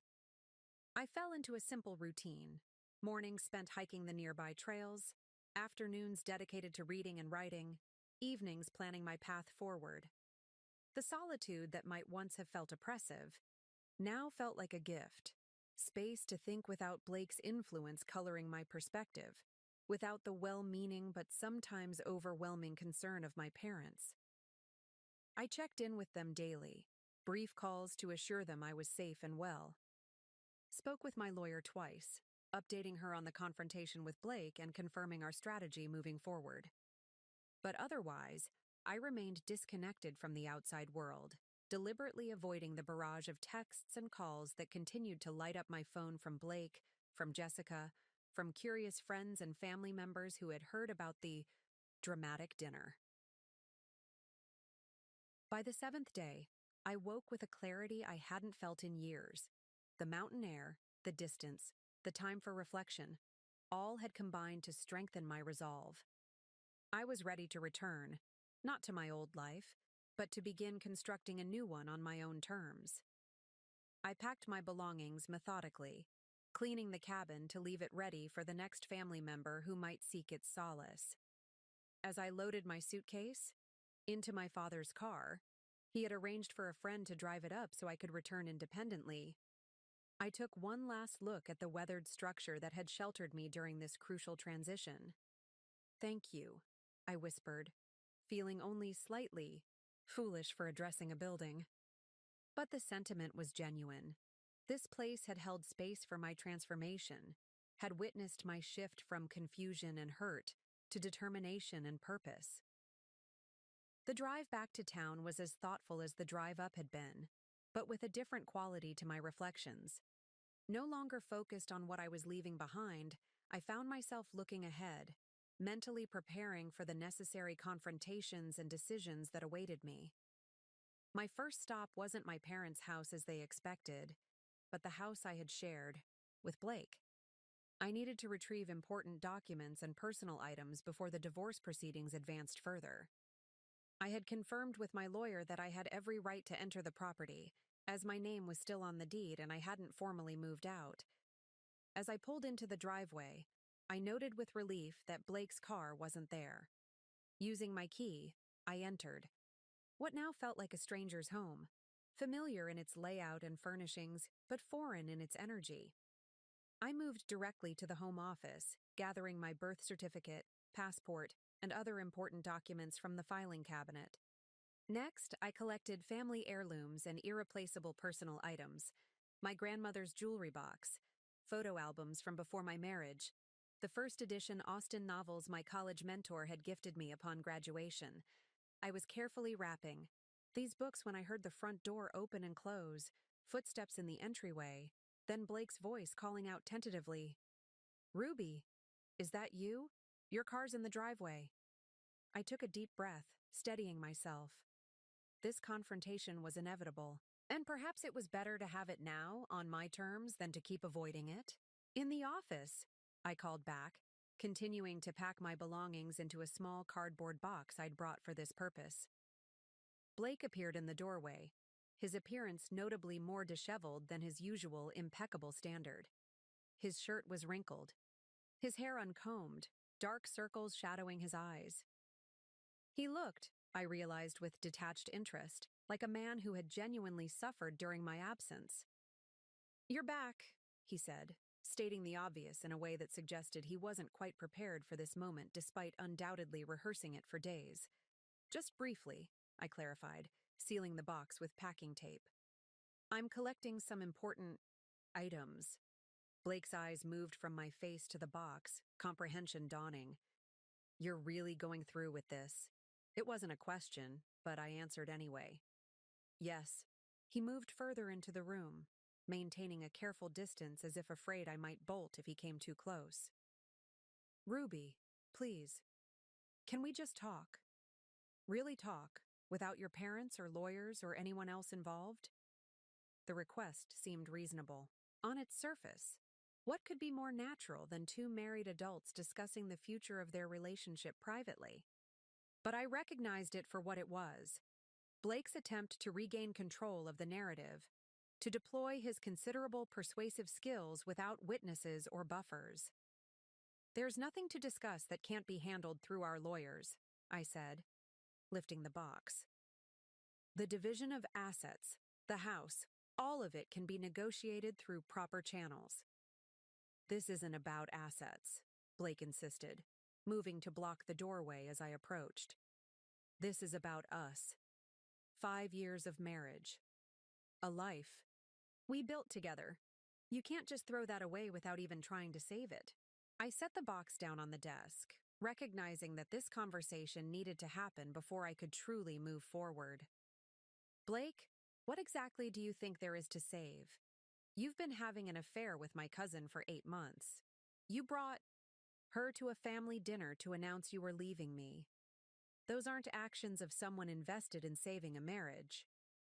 He had the grace to look ashamed, at least momentarily. I made a terrible mistake, the worst mistake of my life. But people make mistakes, Ruby, even horrible ones. That doesn't mean they can't be forgiven, that relationships can't heal and grow stronger. The words were perfect, the exact right balance of accountability and hope, delivered with just the right note of humility. Classic Blake, hitting all the emotional notes with precision. 6 months ago, even 3 months ago, I might have been swayed. But the woman standing before him now saw through the performance to the calculation beneath. This isn't about forgiveness, I said quietly. It's about recognizing a fundamental incompatibility that I've been ignoring for years. Even before Jessica, our marriage was built on me becoming smaller to accommodate your need to be large. I can't do that anymore, Blake. I won't. That's not fair, he protested, genuine hurt flashing in his eyes. I've supported your career, your interests. As long as they didn't interfere with yours, I finished for him. As long as they remained secondary to your ambitions, your preferences, your vision of our life. Blake ran a hand through his disheveled hair, frustration evident in the gesture. What do you want from me, Ruby? I'm admitting I was wrong. I'm asking for another chance. What more can I possibly do? The question hung in the air between us, and I considered it seriously. What did I want from Blake? Not reconciliation, not anymore. Not even particularly vindication or justice, though the divorce terms would need to be fair. What I truly wanted was something he couldn't give me, couldn't even understand he had taken in the first place. I want myself back, I said finally. The self I surrendered piece by piece during our marriage. But that's not something you can give me, Blake. It's something I have to reclaim on my own. And the first step is moving forward with this divorce. Blake's expression darkened, the sincere remorse giving way to something harder, more calculating. And you've decided this unilaterally. No discussion, no counseling, no chance for me to make amends. You've appointed yourself judge, jury, and executioner of our marriage. No, I corrected him. You did that when you started sleeping with Jessica, when you planned to leave me. I'm just accepting the verdict you already delivered. This isn't who you are, Blake said, his voice softer now, almost pleading. The Ruby I know wouldn't make such a drastic decision without at least trying to work things out. She's compassionate, forgiving, reasonable. The words struck me like a physical blow, not because they hurt, but because they illuminated so perfectly the dynamic that had defined our relationship. Blake wasn't describing who I actually was. He was describing the version of me he had cultivated. Compliant, accommodating, willing to overlook his transgressions for the sake of peace. "That's the thing, Blake," I said, meeting his gaze steadily. "You don't know who I am. Not anymore. Maybe you never did." I picked up the box again and moved toward the door. This time he stepped aside, perhaps recognizing the futility of further resistance. But as I passed him, he reached out, his fingers brushing my arm. Not forcefully, but with enough intent to make me pause. "I still love you," he said, his voice barely above a whisper. "Despite everything, I never stopped loving you."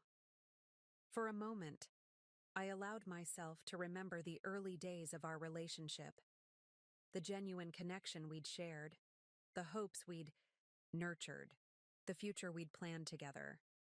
There had been love there once, real and vibrant, but it had morphed into something unrecognizable, twisted by Blake's ego and my compliance until it hardly deserved the name. "I loved you too," I said simply. "But love shouldn't require one person to disappear so the other can shine." Without waiting for his response, I continued past him and down the stairs, each step feeling more decisive than the last. As I loaded the box into my car, I was aware of Blake watching from the doorway, a still figure framed by the house we had once shared. But I didn't look back as I drove away. There was nothing more to say, nothing more to see. The Ruby who had entered that house an hour ago was not the same woman who left it. I had crossed a threshold, moved beyond the possibility of return or reconciliation. The future stretched before me, uncertain but undeniably mine. As I drove to my parents' house, I pulled over once to send a brief text to my lawyer. Moving forward with divorce as discussed, no chance of reconciliation. Then I turned off my phone, severing the last tether to the life I was leaving behind. The point of no return had been reached. And despite everything, I felt lighter for having crossed it. 3 weeks after my return from the mountain cabin, I sat in my lawyer Emma Kingsley's office, reviewing the latest communication from Blake's legal team. Emma, a sharp-minded woman, in her 50s with a reputation for fair but formidable divorce settlements, frowned as she tapped a manicured nail against the document. "He's contesting the prenuptial agreement," she said, her tone suggesting this was both expected and irritating. "Claims it was signed under duress and doesn't reflect a fair division of assets acquired during the marriage." I leaned back in my chair, unsurprised yet still disappointed. The prenup was his idea in the first place. His family insisted on it to protect their assets. "Which is exactly why this challenge won't hold up in court," Emma assured me. "But it will delay things, which I suspect is precisely the point. Blake's playing for time." Time for what? I wondered. To wear me down? To hope my resolve would weaken?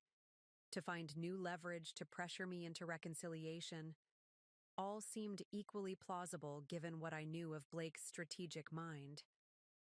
In the weeks since our confrontation at the house, Blake had cycled through multiple approaches.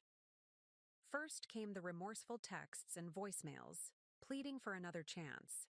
When those went unanswered, he switched to mutual friends as intermediaries, asking them to check on me, and subtly, or not so subtly, advocate for his case.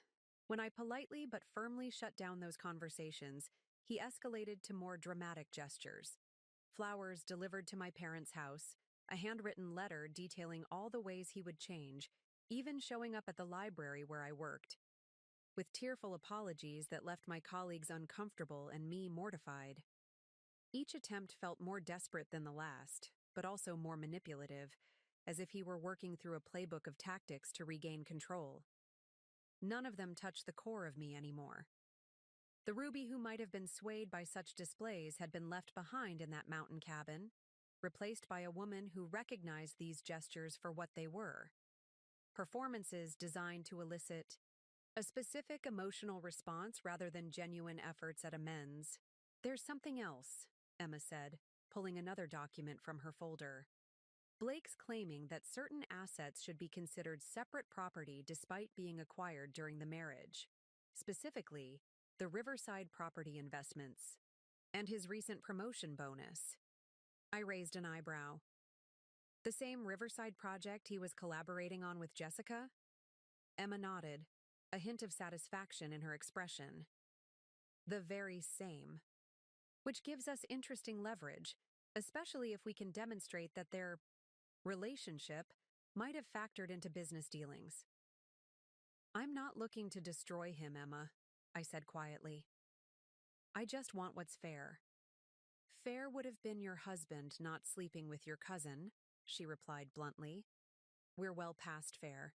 Now we're talking about equitable, and that means ensuring you're not disadvantaged by Blake's attempts to shield assets that rightfully should be divided. She wasn't wrong, but something about the escalating legal battle left me feeling hollow. This wasn't what I had wanted. This protracted, potentially ugly dismantling of a life we'd built together. I had hoped for a clean break, a dignified uncoupling that would allow us both to move forward without unnecessary pain or bitterness. But Blake, it seemed, had other ideas. There's one more thing you should know, Emma said, her tone softening slightly. Blake's requested a face-to-face mediation session. Outside of court, just the two of you with a professional mediator and your respective lawyers. He's claiming that direct communication might facilitate a more amicable resolution. And what do you think? I asked, watching her face carefully. Emma considered the question, tapping her pen thoughtfully against her legal pad. Professionally, I think mediation can sometimes be productive, especially if both parties are genuinely interested in an equitable solution. Personally, she paused, choosing her words with care. I've seen cases like this before. When one party feels they're losing control, they often seek face-to-face meetings as a way to reestablish emotional leverage. That matched my own instinct. Blake couldn't reach me through texts or intermediaries or grand gestures. A mediation session would give him direct access, an opportunity to deploy the full range of his persuasive skills in person. I'll think about it, I said finally, gathering my purse. In the meantime, how do we respond to this prenup challenge? Emma outlined our counter-strategy as she walked me to the office door, her confidence reassuring. As I stepped into the hallway, she touched my arm lightly. Ruby, you're doing remarkably well through all this. Many clients in your position would be falling apart, especially given the personal complications of your situation. But don't hesitate to reach out if you need support beyond the legal aspects. Divorce is an emotional marathon, not a sprint. I thanked her and made my way to the elevator, reflecting on her words. The truth was, I did feel remarkably steady given the circumstances. The initial shock and pain had given way to a strange clarity, a purpose that carried me through even the most difficult moments. It wasn't that I didn't feel the hurt. It surfaced at unexpected times, like when I found Blake's favorite coffee mug among my belongings, or when a song we'd danced to at our wedding played in a store. But the hurt no longer defined me or my decisions. The elevator doors opened on the ground floor, and I stepped out into the bright spring sunshine, mentally reviewing my afternoon plans. I had an appointment with a realtor to look at apartments, followed by coffee with my friend Diane, one of the friendships I was actively rekindling after years of letting it fade under Blake's subtle disapproval. I was halfway to my car when a familiar voice called my name. Turning, I saw Jessica standing awkwardly by a nearby bench, clearly having waited for me to emerge from the building. My first instinct was to keep walking. I had successfully avoided any direct contact with my cousin since the disastrous dinner, letting her texts and voicemails go unanswered. But something, curiosity perhaps, or a desire for some kind of closure, made me stop. Jessica, I acknowledged, keeping my voice neutral. She approached cautiously, as if afraid I might flee, or possibly strike her, if she moved too quickly. Up close, she looked almost as worn as Blake had during our last encounter, her usual polished appearance diminished by dark circles under her eyes and a certain hesitancy in her movements. "I know you probably don't want to talk to me," she began, "and I completely understand. What I did, what we did, it's unforgivable." I remained silent, waiting. Whatever Jessica had waited outside my lawyer's office to say, I doubted it was. As simple as an apology. "Blake doesn't know I'm here," she continued, seeming unsettled by my lack of response. "Actually, we're not seeing each other anymore. Haven't been since that dinner." This was genuinely surprising. I had assumed they would cling to each other in the aftermath, justifying their affair with claims of true love that couldn't be denied. "Why are you telling me this?" Jessica shifted uncomfortably. "Because I thought you should know. And because—" She hesitated, seemingly struggling to articulate her thoughts. "Because I'm truly sorry, Ruby. Not just for the affair, but for everything that led up to it. For the way I betrayed your trust. For the pain I caused." "Are you here on Blake's behalf?" I asked directly, suddenly suspicious of her timing and the convenient end to their relationship. "Did he send you to soften me up? Make me more amenable to reconciliation?" "No," Jessica protested, looking genuinely distressed at the suggestion. "God, no. If anything, he'd be furious if he knew I was talking to you. He's convinced I sabotaged everything by ending things with him right when he needed support." The pieces clicked into place. "So you left him, not the other way around." Jessica nodded miserably. After the dinner, seeing the way he handled everything, how manipulative he was, it was like suddenly seeing him clearly for the first time. And I didn't like what I saw. Jessica's revelation lingered in my mind as I drove to meet the realtor. The knowledge that she had ended things with Blake after witnessing his behavior at the dinner added a new dimension to the situation. But it didn't change the fundamental reality. My marriage was over, and no amount of context or explanation could resurrect it. The apartment viewing went smoothly. A modern one-bedroom in a renovated downtown building, walking distance from the library where I worked. It had none of the character of the craftsman home I was leaving behind, but perhaps that was appropriate. This next chapter of my life needed to be distinctly different from the one I was closing. "I'll take it," I told the realtor, surprising myself with the decisiveness. "When can I move in?" "The unit's available immediately," she replied, clearly pleased by the quick decision. "We could have the paperwork ready by tomorrow, and you could move in as early as next week." Next week. A concrete timeline for my new beginning. I signed the necessary preliminary forms, wrote a check for the deposit, and felt a weight lift from my shoulders.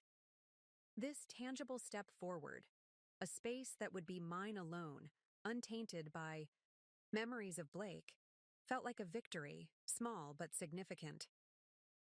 My phone buzzed as I was leaving the building. A text from Diane confirming our coffee meeting, followed immediately by another from my mother. "Blake just left. He dropped off more divorce papers and asked about you. Your father sent him away but thought you should know." I sighed, tucking the phone back into my purse without responding.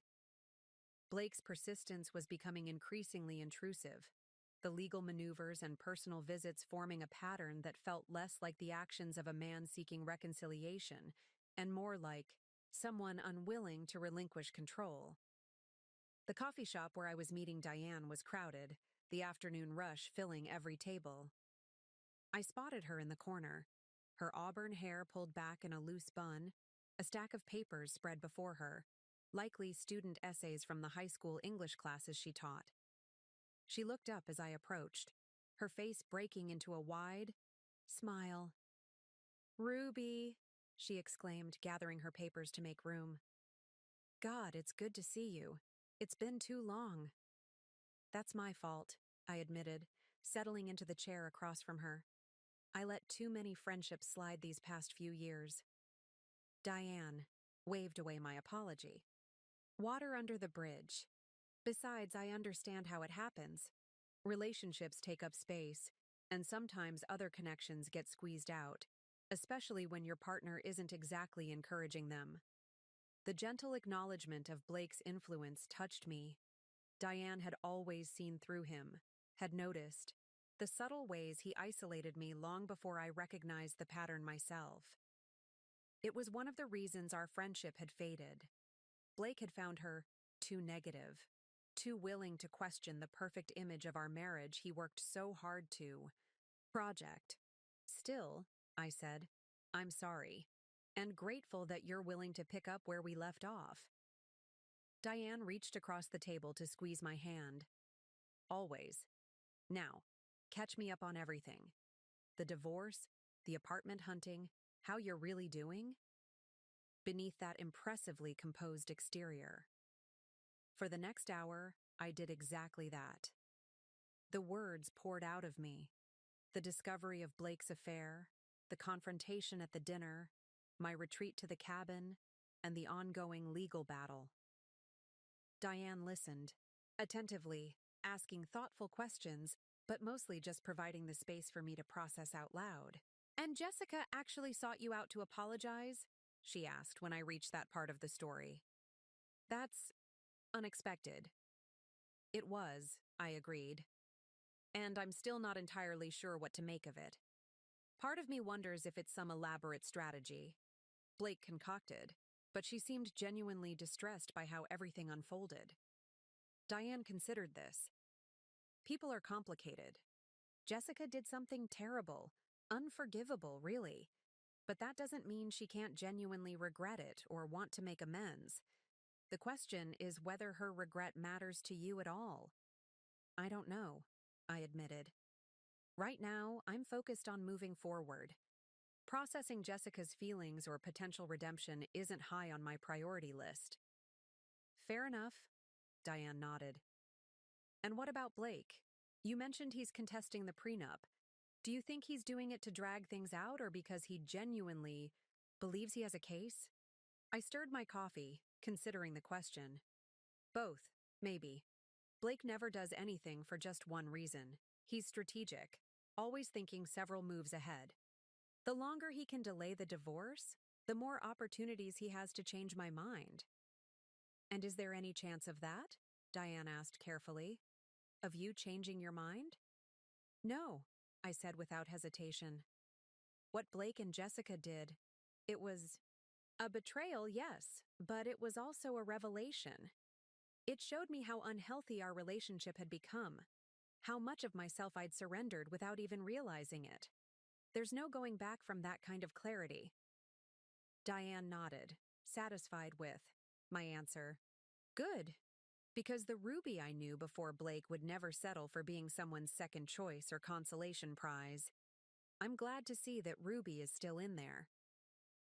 We parted with promises to meet again soon, the easy reconnection with Diane reinforcing my growing sense that life beyond Blake could be not just manageable, but genuinely fulfilling.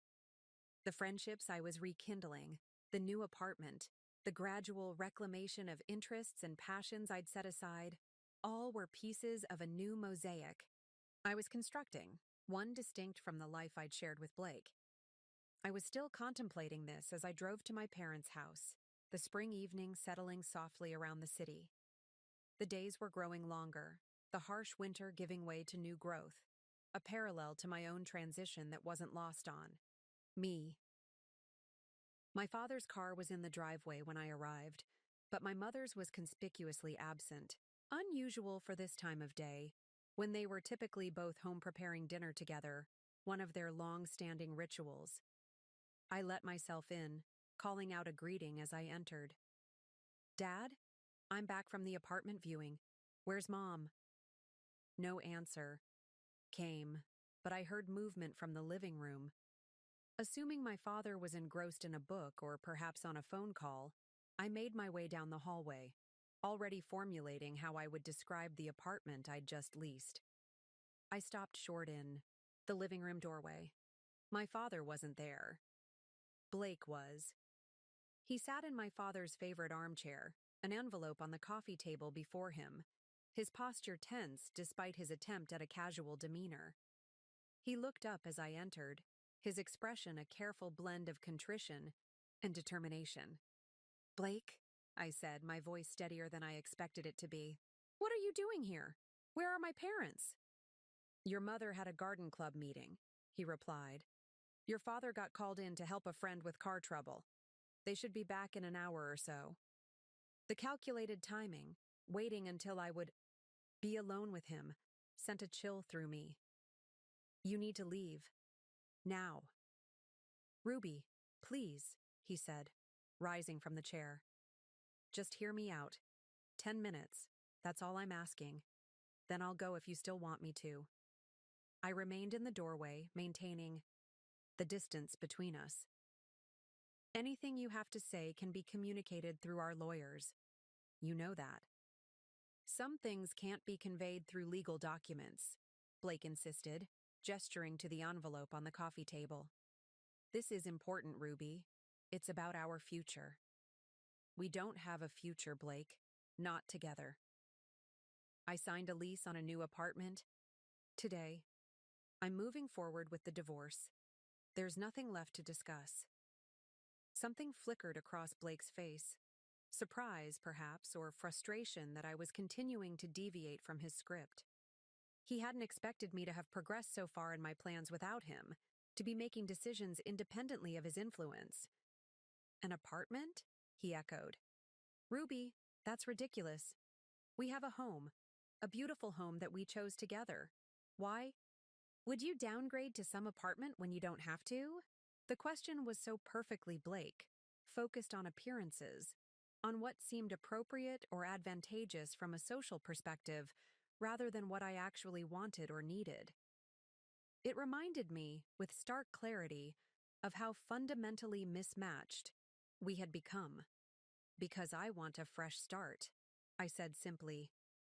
"A place that's just mine, where I make all the decisions, from the color of the walls to the arrangement of the furniture." Blake took a step toward me, stopping when I instinctively tensed. "I know I hurt you," he said, his voice softening. "What I did with Jessica was inexcusable. But Ruby, we built a life together, a good life, despite my mistakes. Are you really willing to throw that all away without even trying to repair it?" The familiar refrain struck me differently now, heard through the lens of my growing clarity.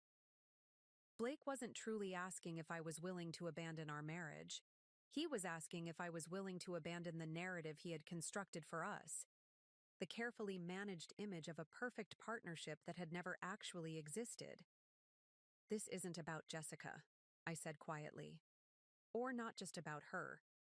This is about the fact that I don't recognize the woman I became in our marriage. The woman who silenced her own opinions to avoid conflict, who gave up friendships because you found them inconvenient, who stopped writing, stopped dreaming, stopped taking up space because you needed all the oxygen in the room." Blake's expression hardened, the facade of humble contrition slipping to reveal the frustration beneath. "That's not fair. I never asked you to stop writing or give up friendships. If you chose to do those things, that was your decision, not mine." And there it was, the subtle shifting of responsibility, the reframing that had always been Blake's specialty. In his version of our marriage, any sacrifices I had made were entirely of my own choosing, uninfluenced by his subtle pressure or disapproval. "You didn't have to ask directly," I replied, maintaining my calm despite the anger building inside. "Me. You just had to sigh heavily when I mentioned meeting Diane for coffee or make dismissive comments about my hobby writing or schedule client dinners whenever I had book club. Death by 1,000 cuts, Blake. That was your specialty." Blake's jaw tightened, a muscle twitching just below his temple, a tell I recognized from countless arguments over the years. It signaled the moment when his carefully constructed, reasonable facade began to crack, revealing the entitlement and anger beneath. "So that's it? You've constructed this convenient narrative where I'm the villain who suppressed you, And now you get to walk away feeling righteous? He stepped closer, his voice lowering to that intense register he used when trying to convey absolute conviction. Ruby, relationships involve compromise. Yes, maybe you set some things aside during our marriage, but I did too. That's what being part of a couple means. I held my ground, neither advancing nor retreating. What exactly did you compromise? Blake, your career always came first. Your preferences dictated our social circle, our vacations, even the neighborhood we lived in. Name one significant sacrifice you made for my happiness. The direct challenge caught him off guard. Blake opened his mouth, then closed it again, clearly searching for an example that would prove me wrong. I supported your decision to take the head librarian position even though it meant less flexibility in your schedule. I couldn't help the laugh that escaped me, short and bitter. You supported my career advancement? That's your example of sacrifice? Most partners would consider that basic respect, not some grand concession. You're twisting my words, Blake insisted, frustration evident in his tone, making it sound worse than it was. We were happy, Ruby. We had a good life together. Yes, I made a terrible mistake with Jessica, but that doesn't negate the 5 years before it. The problem is, we weren't happy, I said quietly. At least I wasn't. I just became exceptionally good at convincing myself that the constraints of our relationship were normal, that the constant need to manage your ego and expectations was just what marriage looked like. Blake's expression darkened further, the last vestiges of his conciliatory approach evaporating. So now I'm controlling and egotistical? Convenient how your memory of our entire marriage has been rewritten since finding those messages. If things were so terrible, why didn't you ever say anything? The question struck closer to home than I cared to admit. Why hadn't I spoken up sooner? Why had I allowed myself to be slowly diminished year after year without protest? These were questions I'd been grappling with during my mountain retreat and in the weeks since. I did try, I said after a moment, memories surfacing of tentative conversations shut down, of concerns dismissed as overreactions. But you were always so certain, so convincing in your version of things. You'd make me doubt my own perceptions until I wasn't sure what was reasonable anymore. It's like that experiment with the frog in gradually heating water. By the time I realized how much I'd surrendered, it felt easier to keep surrendering than to fight my way back. Blake scoffed, reaching for the envelope on the coffee table. More convenient metaphors. You're determined to cast yourself as the victim in all this, aren't you? No, I said firmly. I'm not a victim, Blake. I'm a participant who's finally opted out of a dynamic that wasn't healthy for either of us. There's a difference. He shook his head, the stubborn set of his jaw indicating he wasn't absorbing anything I was saying. Look, this isn't why I came. I wanted to show you something. He opened the envelope and extracted a document, extending it toward me. I've withdrawn my challenge to the prenup. I'm agreeing to your terms for the divorce, with one condition. Cautiously, I took the paper from him, scanning its contents. It was indeed a formal withdrawal of his legal objections, along with a proposed settlement that matched closely what my lawyer and I had initially outlined. But attached was an addendum stipulating mandatory marriage counseling for a minimum period of 3 months before proceeding with dissolution of marriage. I looked up from the document, meeting Blake's gaze. Counseling? This is your play now? It's not a play, he protested. It's a reasonable request. 3 months of professional help before we make an irrevocable decision. If you're so certain, our marriage is beyond saving. What are you afraid of? What do you have to lose? The question was carefully crafted to corner me, to make refusal seem unreasonable, defensive, even cowardly. It was a tactic Blake had employed countless times during our marriage, framing his preferences as the obviously rational choice, so that any resistance on my part appeared emotional or irrational by comparison. 3 months ago, even 1 month ago, it might have worked. I might have questioned my resolve, wondered if I was being hasty or unfair by refusing such a seemingly reasonable request. But the woman standing before Blake now saw through the strategy with perfect clarity. Time, I said simply. I have 3 months of my life to lose. 3 months of moving forward, of rebuilding, of rediscovering who I am outside this marriage. 3 months that would be spent reliving hurts and betrayals to no purpose, because my decision is already made. I handed the document back to him, my hand steady. No, Blake, I won't be attending counseling with you. File the withdrawal without the addendum, and we can proceed with the divorce as originally outlined. Or continue to contest it, and we'll let the courts decide. Either way, this marriage is over. Blake's composure finally shattered completely, the mask of reasonable negotiator falling away to reveal raw anger beneath. So that's it? 10 years together, and you won't even try? Who are you? Because the Ruby I married would never be this cold, this calculating. You're right, I agreed, surprising him. The Ruby you married wouldn't have had the strength to walk away, to prioritize her own well-being over your approval. But I'm not that woman anymore. I've changed. Or more accurately, I've changed back. Into someone who recognizes her own worth, who won't accept betrayal or manipulation as the price of partnership. Blake stared at me, a mixture of disbelief and recognition dawning in his eyes. Perhaps, for the first time, he was truly seeing me. Not the malleable, accommodating wife he had shaped over the years, but the woman who had emerged from that cocoon, stronger and more determined than before. You've already moved on, he said quietly, the anger in his voice giving way to something that might have been genuine hurt. You made this decision weeks ago, and nothing I say or do is going to change it, is it? No, I confirmed gently. It's not. Blake nodded slowly, folding the document and returning it to the envelope with methodical precision. The silence between us was heavy, but no longer charged with the same tension. Something had shifted, a final acknowledgement, perhaps, that the battle he had been fighting was already lost. I did love you, Ruby, he said finally, his voice subdued. In my way. It might not have been the right way, but it was real to me. For the first time since discovering his betrayal, I felt a flicker of genuine sympathy for Blake. Not enough to reconsider my decision, not even enough to soften my boundaries, but enough to recognize the human complexity behind his actions. The insecurity masked by confidence, the fear of loss that drove his need for control.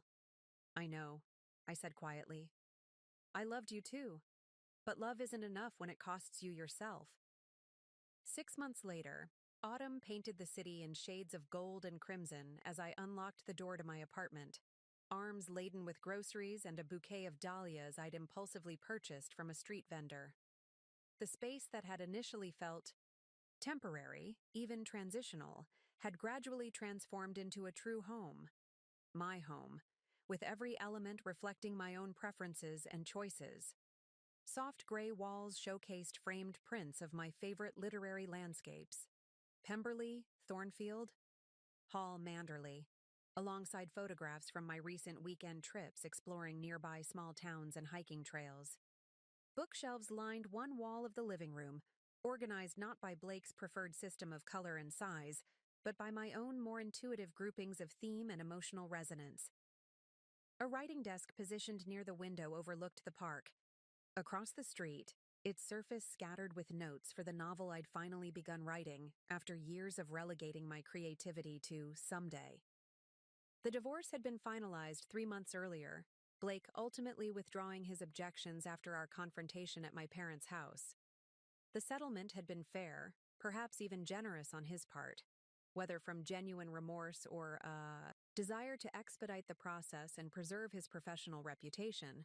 I couldn't say for certain. The house had been sold, the proceeds divided according to the prenuptial agreement. The last I'd heard, Blake had accepted a position with a prestigious firm in Chicago, making a clean break from Lakeside and the whispered gossip that had inevitably followed our split. As for Jessica, Our paths had crossed only once since her unexpected apology outside my lawyer's office.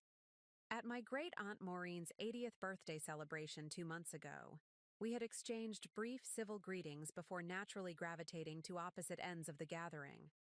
The tension had been palpable, but manageable, the family rallying, to create buffer zones, to ensure our comfort without explicitly acknowledging the elephant in the room. It wasn't forgiveness, not yet, but it was a tacit agreement to coexist without dragging others into the lingering aftermath of her betrayal. I arranged the dahlias in a cobalt blue vase, a housewarming gift from Diane, and set it on the dining table, their vibrant colors brightening the already warm space. My phone chimed with a text from Kenneth. "Still on for dinner tomorrow? Elise is making that pasta you liked last time." I smiled, typing a quick confirmation. My relationship with my brother and sister-in-law had deepened in recent months, our weekly dinners becoming a cherished tradition. Kenneth had been my steadfast ally throughout the divorce, offering practical support and occasional comic relief when the legal proceedings became particularly frustrating. "If he tries to claim the coffee maker you never even used, I'm personally driving to his office to demand justification," he'd declared after one especially nitpicky round of asset division. The groceries put away, I changed into comfortable clothes and settled at my writing desk, reviewing the pages I'd completed the previous evening. The novel, a story about a woman rebuilding her life after loss, had begun as thinly veiled autobiography, but had evolved into something more nuanced, more universal in its exploration of identity and transformation.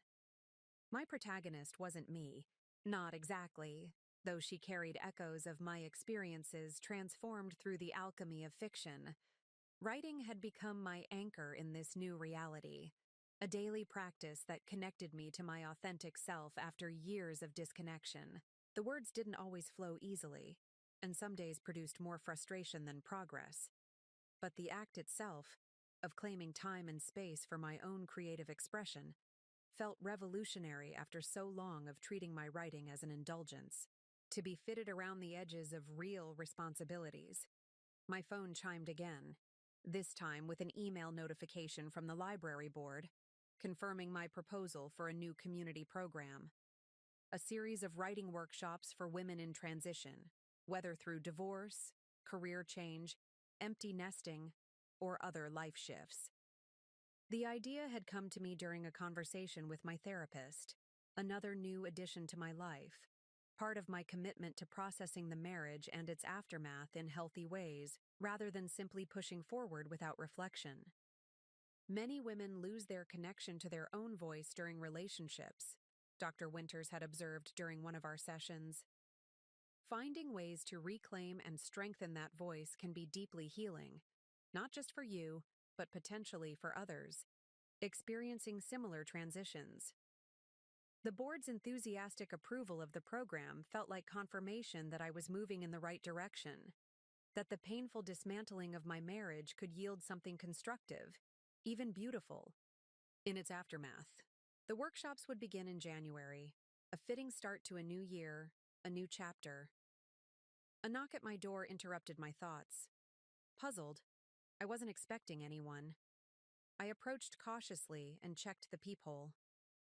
Rita stood in the hallway, a casserole dish in her hands and a worried expression on her face that immediately set off alarm bells. My mother rarely made unannounced visits, and never looked this concerned without serious cause. I opened the door quickly. "Mom? Is everything okay? Is Dad?" "Your father's fine," she assured me, stepping inside. "Everyone's fine.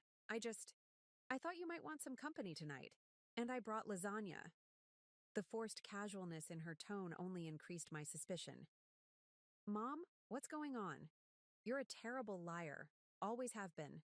Rita sighed, setting the casserole on the counter, before turning to face me. "I ran into Jessica at the supermarket. She mentioned that Blake is in town for a few days. Something about finalizing details with his old firm before his permanent move to Chicago." "Ah," I said, understanding dawning. "And you thought I might fall apart at this news? So you rushed over with emergency pasta?" My mother had the grace to look slightly embarrassed. When you put it that way, it does seem a bit overprotective. I smiled, genuinely touched by her concern despite its unnecessary nature. I appreciate the thought and the lasagna, but I'm fine, Mom. Blake being back in town doesn't change anything for me. You're sure? Rita studied my face, perhaps looking for signs of distress or uncertainty. It would be perfectly natural to have complicated feelings about it. The only complicated feeling I have right now is trying to decide whether to have salad or garlic bread with that lasagna, I replied lightly. Seriously, Mom, Blake's presence in Lakeside doesn't affect me anymore. That chapter is closed. And as I said the words, I realized they were absolutely true. The thought of potentially encountering Blake at a restaurant, on the street, in the park across from my apartment, didn't fill me with dread or anxiety, or even lingering anger. He was simply a person from my past, a character in a story that had concluded. Important once, certainly, but no longer central to my narrative. Well, my mother said, seeming both relieved and slightly surprised by my genuine nonchalance. In that case, the answer is obviously both salad and garlic bread. I brought those too, just in case. Winter descended on Lakeside with unusual gentleness that year. Light dustings of snow transforming the city into a glittering wonderland rather than the harsh, bitter landscape we often endured. From the window of the library's community room, I watched a few stray flakes dance in the afternoon light as the women gathered their notebooks and pens, conversations continuing even as the workshop officially concluded. The writing program had exceeded all my expectations. What began as 12 participants had grown to nearly 20 women, ranging in age from 24 to 73, each navigating some form of significant transition. Some were recently divorced like me, others were facing empty nests or career changes or the loss of partners to death rather than dissolution. All were seeking to rediscover their voices after periods of silence or suppression. Ruby?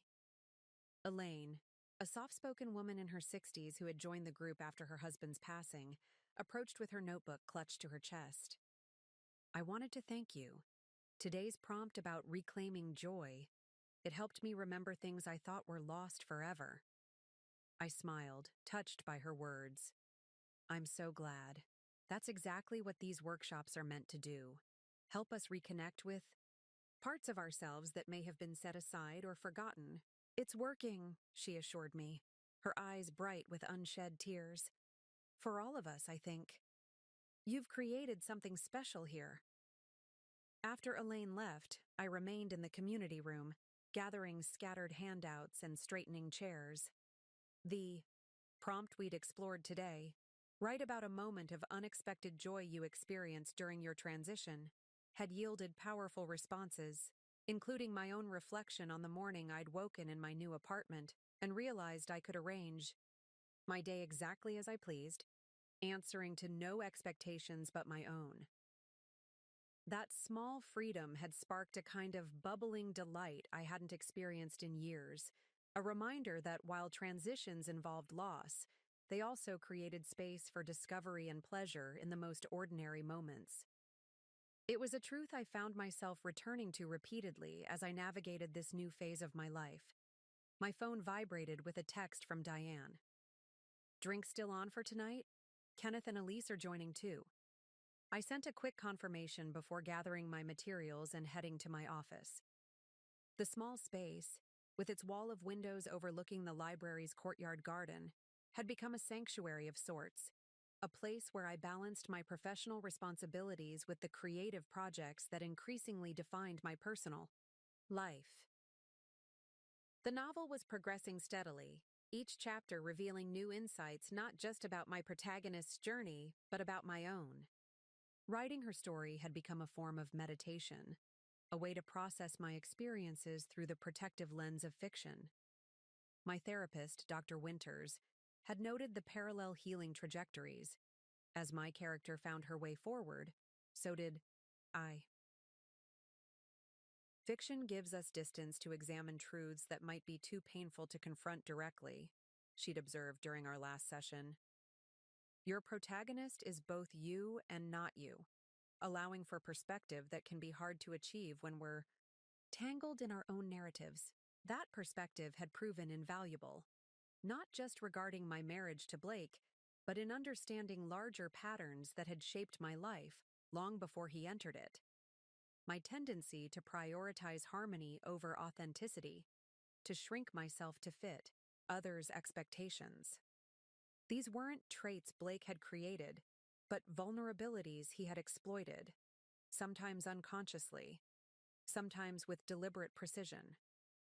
Recognizing this distinction had been crucial to my healing. It allowed me to assume responsibility for my own patterns without taking blame for Blake's choices.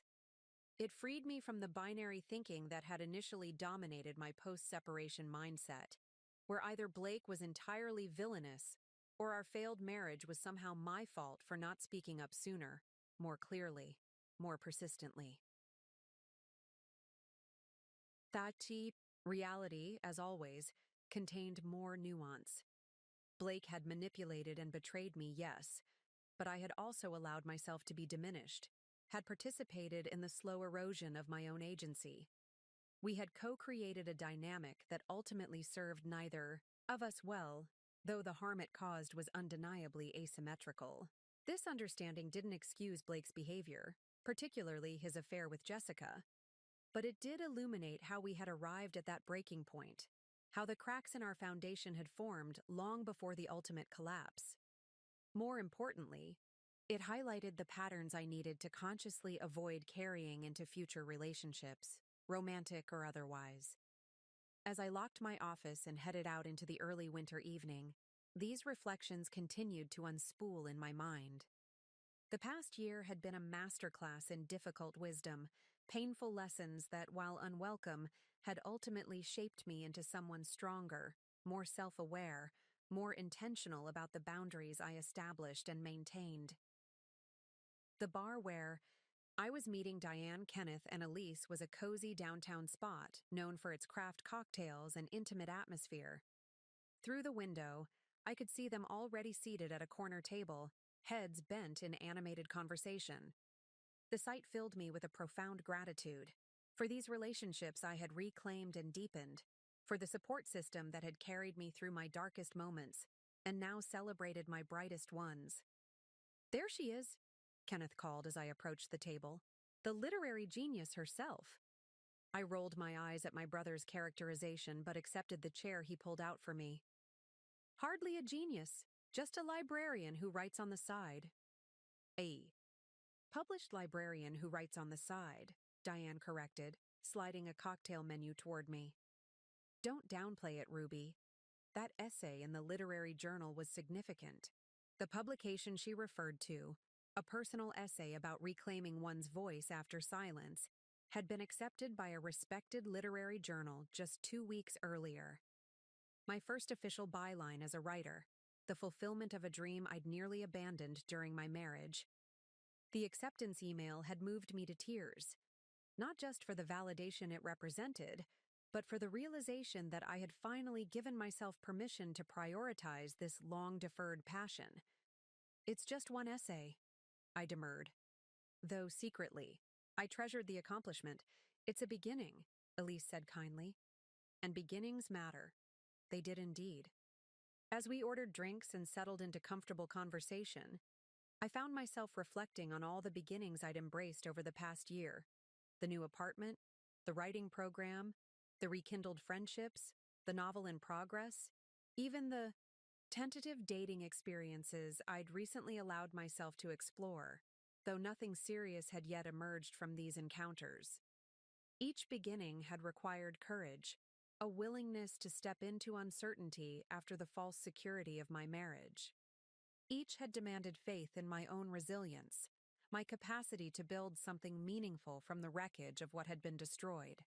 And each had confirmed, in ways both subtle and profound, that I was far stronger than I had believed myself to be during those final years with Blake. "A toast," Kenneth proposed, raising his glass once our drinks arrived. To new chapters and the courage to write them ourselves. I'll drink to that, I agreed, clinking my glass against theirs. As the evening progressed, our conversation flowing, from serious topics to ridiculous jokes and back again, I realized that this moment of easy connection, of belonging fully to myself while also being genuinely present with others, was perhaps the most valuable wisdom I had gained from the entire painful journey. The understanding that authentic relationships don't require self-diminishment, but rather flourish in the soil of mutual respect and genuine seeing. It was a truth worth every difficult step that had led me here, every tear shed, every moment of doubt weathered. A truth I would carry forward into whatever chapters still awaited me, now that I had finally learned to hold the pen with confidence. 1 year to the day after Blake had brought Jessica to that fateful family dinner, I stood on the shore of Lake Michigan, watching the late afternoon sun cast golden light across the rippling water. The spring breeze carried the faint scent of awakening earth and new growth, a fitting metaphor for the journey I'd completed over the past 12 months. I hadn't planned this anniversary visit deliberately. My literary agent, a recent and still somewhat surreal addition to my life, had arranged a meeting with a small publisher interested in my novel, now completed and polished through multiple revisions. The coincidence of the timing struck me only as I checked into my hotel, the date on the registration form triggering a cascade of memories. 1 year. 365 days since I had watched my marriage unravel in the most public and painful way possible. Since I had experienced the twin shocks of betrayal and revelation, each cutting in their own way but ultimately leading to liberation. Chicago was Blake's city now. I knew this from occasional updates that filtered through mutual acquaintances. He had established himself at the prestigious architectural firm, thrown himself into high-profile projects, begun rebuilding his life, in a place where his reputation wasn't colored by the messy dissolution of our marriage. We hadn't spoken since finalizing the divorce 9 months earlier. Our last interaction a brief, formal email exchange, confirming the transfer of the final assets. Part of me had wondered if I might glimpse him during my visit. Chicago was vast, of course, but coincidences happened. I had examined this possibility from various angles, searching for any lingering dread or anxiety it might provoke, but I found none. The thought of encountering Blake now felt neutral, perhaps mildly awkward, but ultimately inconsequential. He occupied a different mental category entirely, no longer the central figure around whom my world revolved, but a character from an earlier chapter, significant in his time, but no longer decisive to my story's direction. My phone chimed with a text from Diane. "How did the meeting go? Are they buying your brilliant masterpiece?" I smiled, tapping out a response. "Very promising. They're sending an offer next week. I'll call with details when I get back tomorrow." The meeting had indeed gone remarkably well. The editor's enthusiasm for my novel. Reflections, a story of a woman's journey from invisibility to self-reclamation, validating in ways I was still processing. Publication was far from guaranteed. Contracts were complex entities, and first novels rarely launched spectacular careers. But the simple fact that my words had resonated with a professional reader, had been deemed worthy of investment and broader audience, felt like the closing of a circle that had begun with those first tentative journal entries at the mountain cabin a year ago.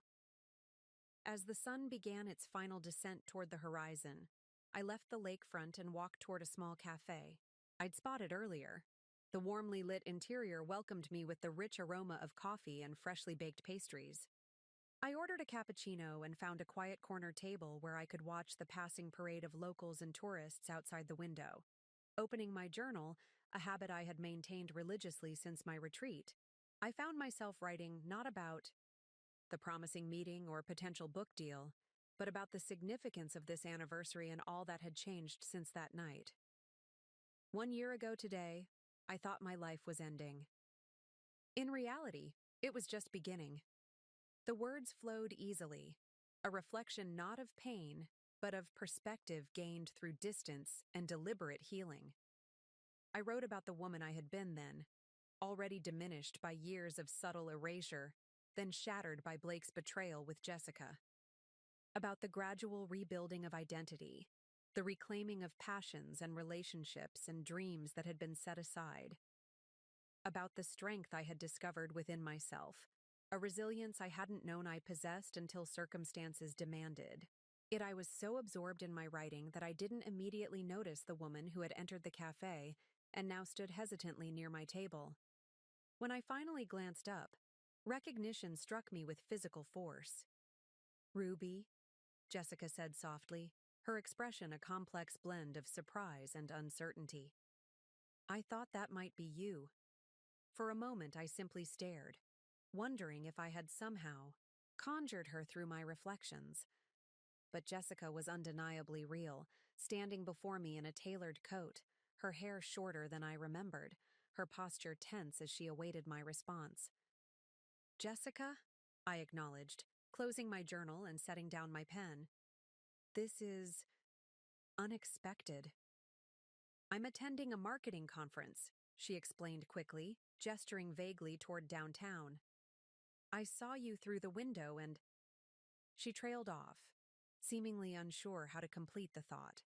An awkward silence stretched between us, laden with all that remained unspoken. The last time we had been alone together had been that brief encounter outside my lawyer's office. Her unexpected apology still hanging in the air between us, neither fully accepted nor rejected. "Would you like to sit?" I finally offered, surprising myself as much as her. "Just for a minute." Jessica hesitated, then nodded, slipping into the chair, across from me. Up close, I could see subtle changes in her, a new maturity in her eyes, a certain gravity that hadn't been there before. The year had clearly shaped her as well, if in different ways. "How are you?"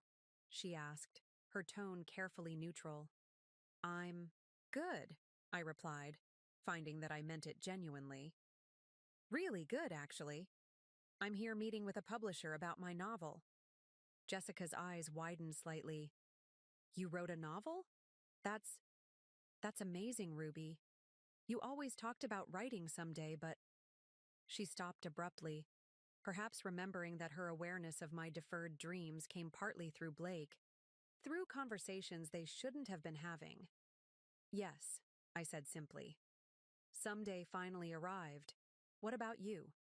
Are you still with the marketing firm?" Jessica nodded, seeming grateful for the redirect. "I was promoted to strategy director last month. It's challenging, but fulfilling." Another silence fell, less awkward, but still weighted with the elephant in the room. Finally, Jessica met my gaze directly. "I've thought about you often," she said, quietly. "About what happened, what I did. I know my apology that day was inadequate and probably unwelcome. But I want you to know I truly am sorry, Ruby. Not just for the affair, but for betraying your trust as family. There's no excuse for it." I studied her face, searching for the sincerity behind her words. What I found wasn't performative remorse or strategic contrition, but genuine regret, the kind that comes from difficult self-examination and growth. "Have you seen Blake since?" I left the question unfinished, realizing I wasn't even sure what I wanted to ask. "No," Jessica answered firmly. "Not since ending things after that dinner. He tried to contact me a few times during your divorce proceedings, but I didn't respond. Some lines once crossed can't be uncrossed, but some mistakes once recognized don't have to be repeated." The wisdom in her words struck me, not because it absolved her of responsibility for the pain she had caused, but because it reflected a parallel journey of reckoning and growth. Jessica had made terrible choices, had participated in the betrayal that catalyzed the collapse of my marriage, but she, too, had faced consequences and emerged changed by them. "I don't know if I can ever fully forgive what happened," I said honestly, "but I'm not carrying the anger anymore. It takes too much energy. Energy better spent on building something new. Jessica nodded, understanding in her eyes. That's more than fair. More than I deserve, probably. As she rose to leave a few minutes later, having declined my reflexive offer to stay for coffee, Jessica paused, seeming to debate whether to say something more. He's not happy, you know, she said finally. Blake. From what I hear through mutual friends, he's successful in Chicago. But something's missing. I think he finally realizes what he lost. Who he lost. I absorbed this information with a strange detachment, neither pleased by Blake's apparent discontent nor troubled by it. His happiness or unhappiness had ceased to be my concern, a liberating truth that had taken months to fully internalize. I hope he finds his way, I said sincerely, just as I've found mine. As I watched Jessica leave, disappearing into the stream of pedestrians outside, I felt an unexpected sense of closure, not just regarding her betrayal, but regarding the entire chapter of my life that had concluded a year ago. The pain hadn't disappeared entirely. It had transformed into wisdom, into growth, into a deeper understanding of both my vulnerabilities and my strengths. I reopened my journal, returning to the reflection I had begun before Jessica's appearance. The final lines came with perfect clarity. 1 year ago, I stood in the wreckage of a life I thought was mine, only to discover it had been built on compromises that diminished my true self. Today, I stand in the foundation of a new life, one constructed choice by choice, dream by dream, word by word. The architect of this life isn't Blake or Jessica or anyone else who once claimed power over my happiness. It's me. It has always been me. I just needed to remember how to hold the pen and write my own story. I closed the journal and watched as the last golden light of day painted the Chicago skyline in hues of amber and rose. Tomorrow I would return to Lakeside, to my apartment, my writing desk, my community of friends and family who had supported me through this transformation. But I would return changed, stronger, clearer, more fully myself than I had been in years. The woman who had once stood frozen in humiliation at a family dinner, watching her marriage publicly unravel, had become someone new. Or perhaps more accurately, she had become herself again. The self that had been waiting all along, beneath the layers of compromise and accommodation, ready to emerge when the moment finally arrived. That moment had come disguised as catastrophe. But looking back now, with the perspective of a year's growth and healing, I recognized it for what it truly was: liberation. Up next, you've got 2 more standout stories right on your screen. If this one hit the mark, you won't want to pass these up. Just click and check them out. And don't forget to subscribe and turn on the notification bell so you don't miss any upload from us.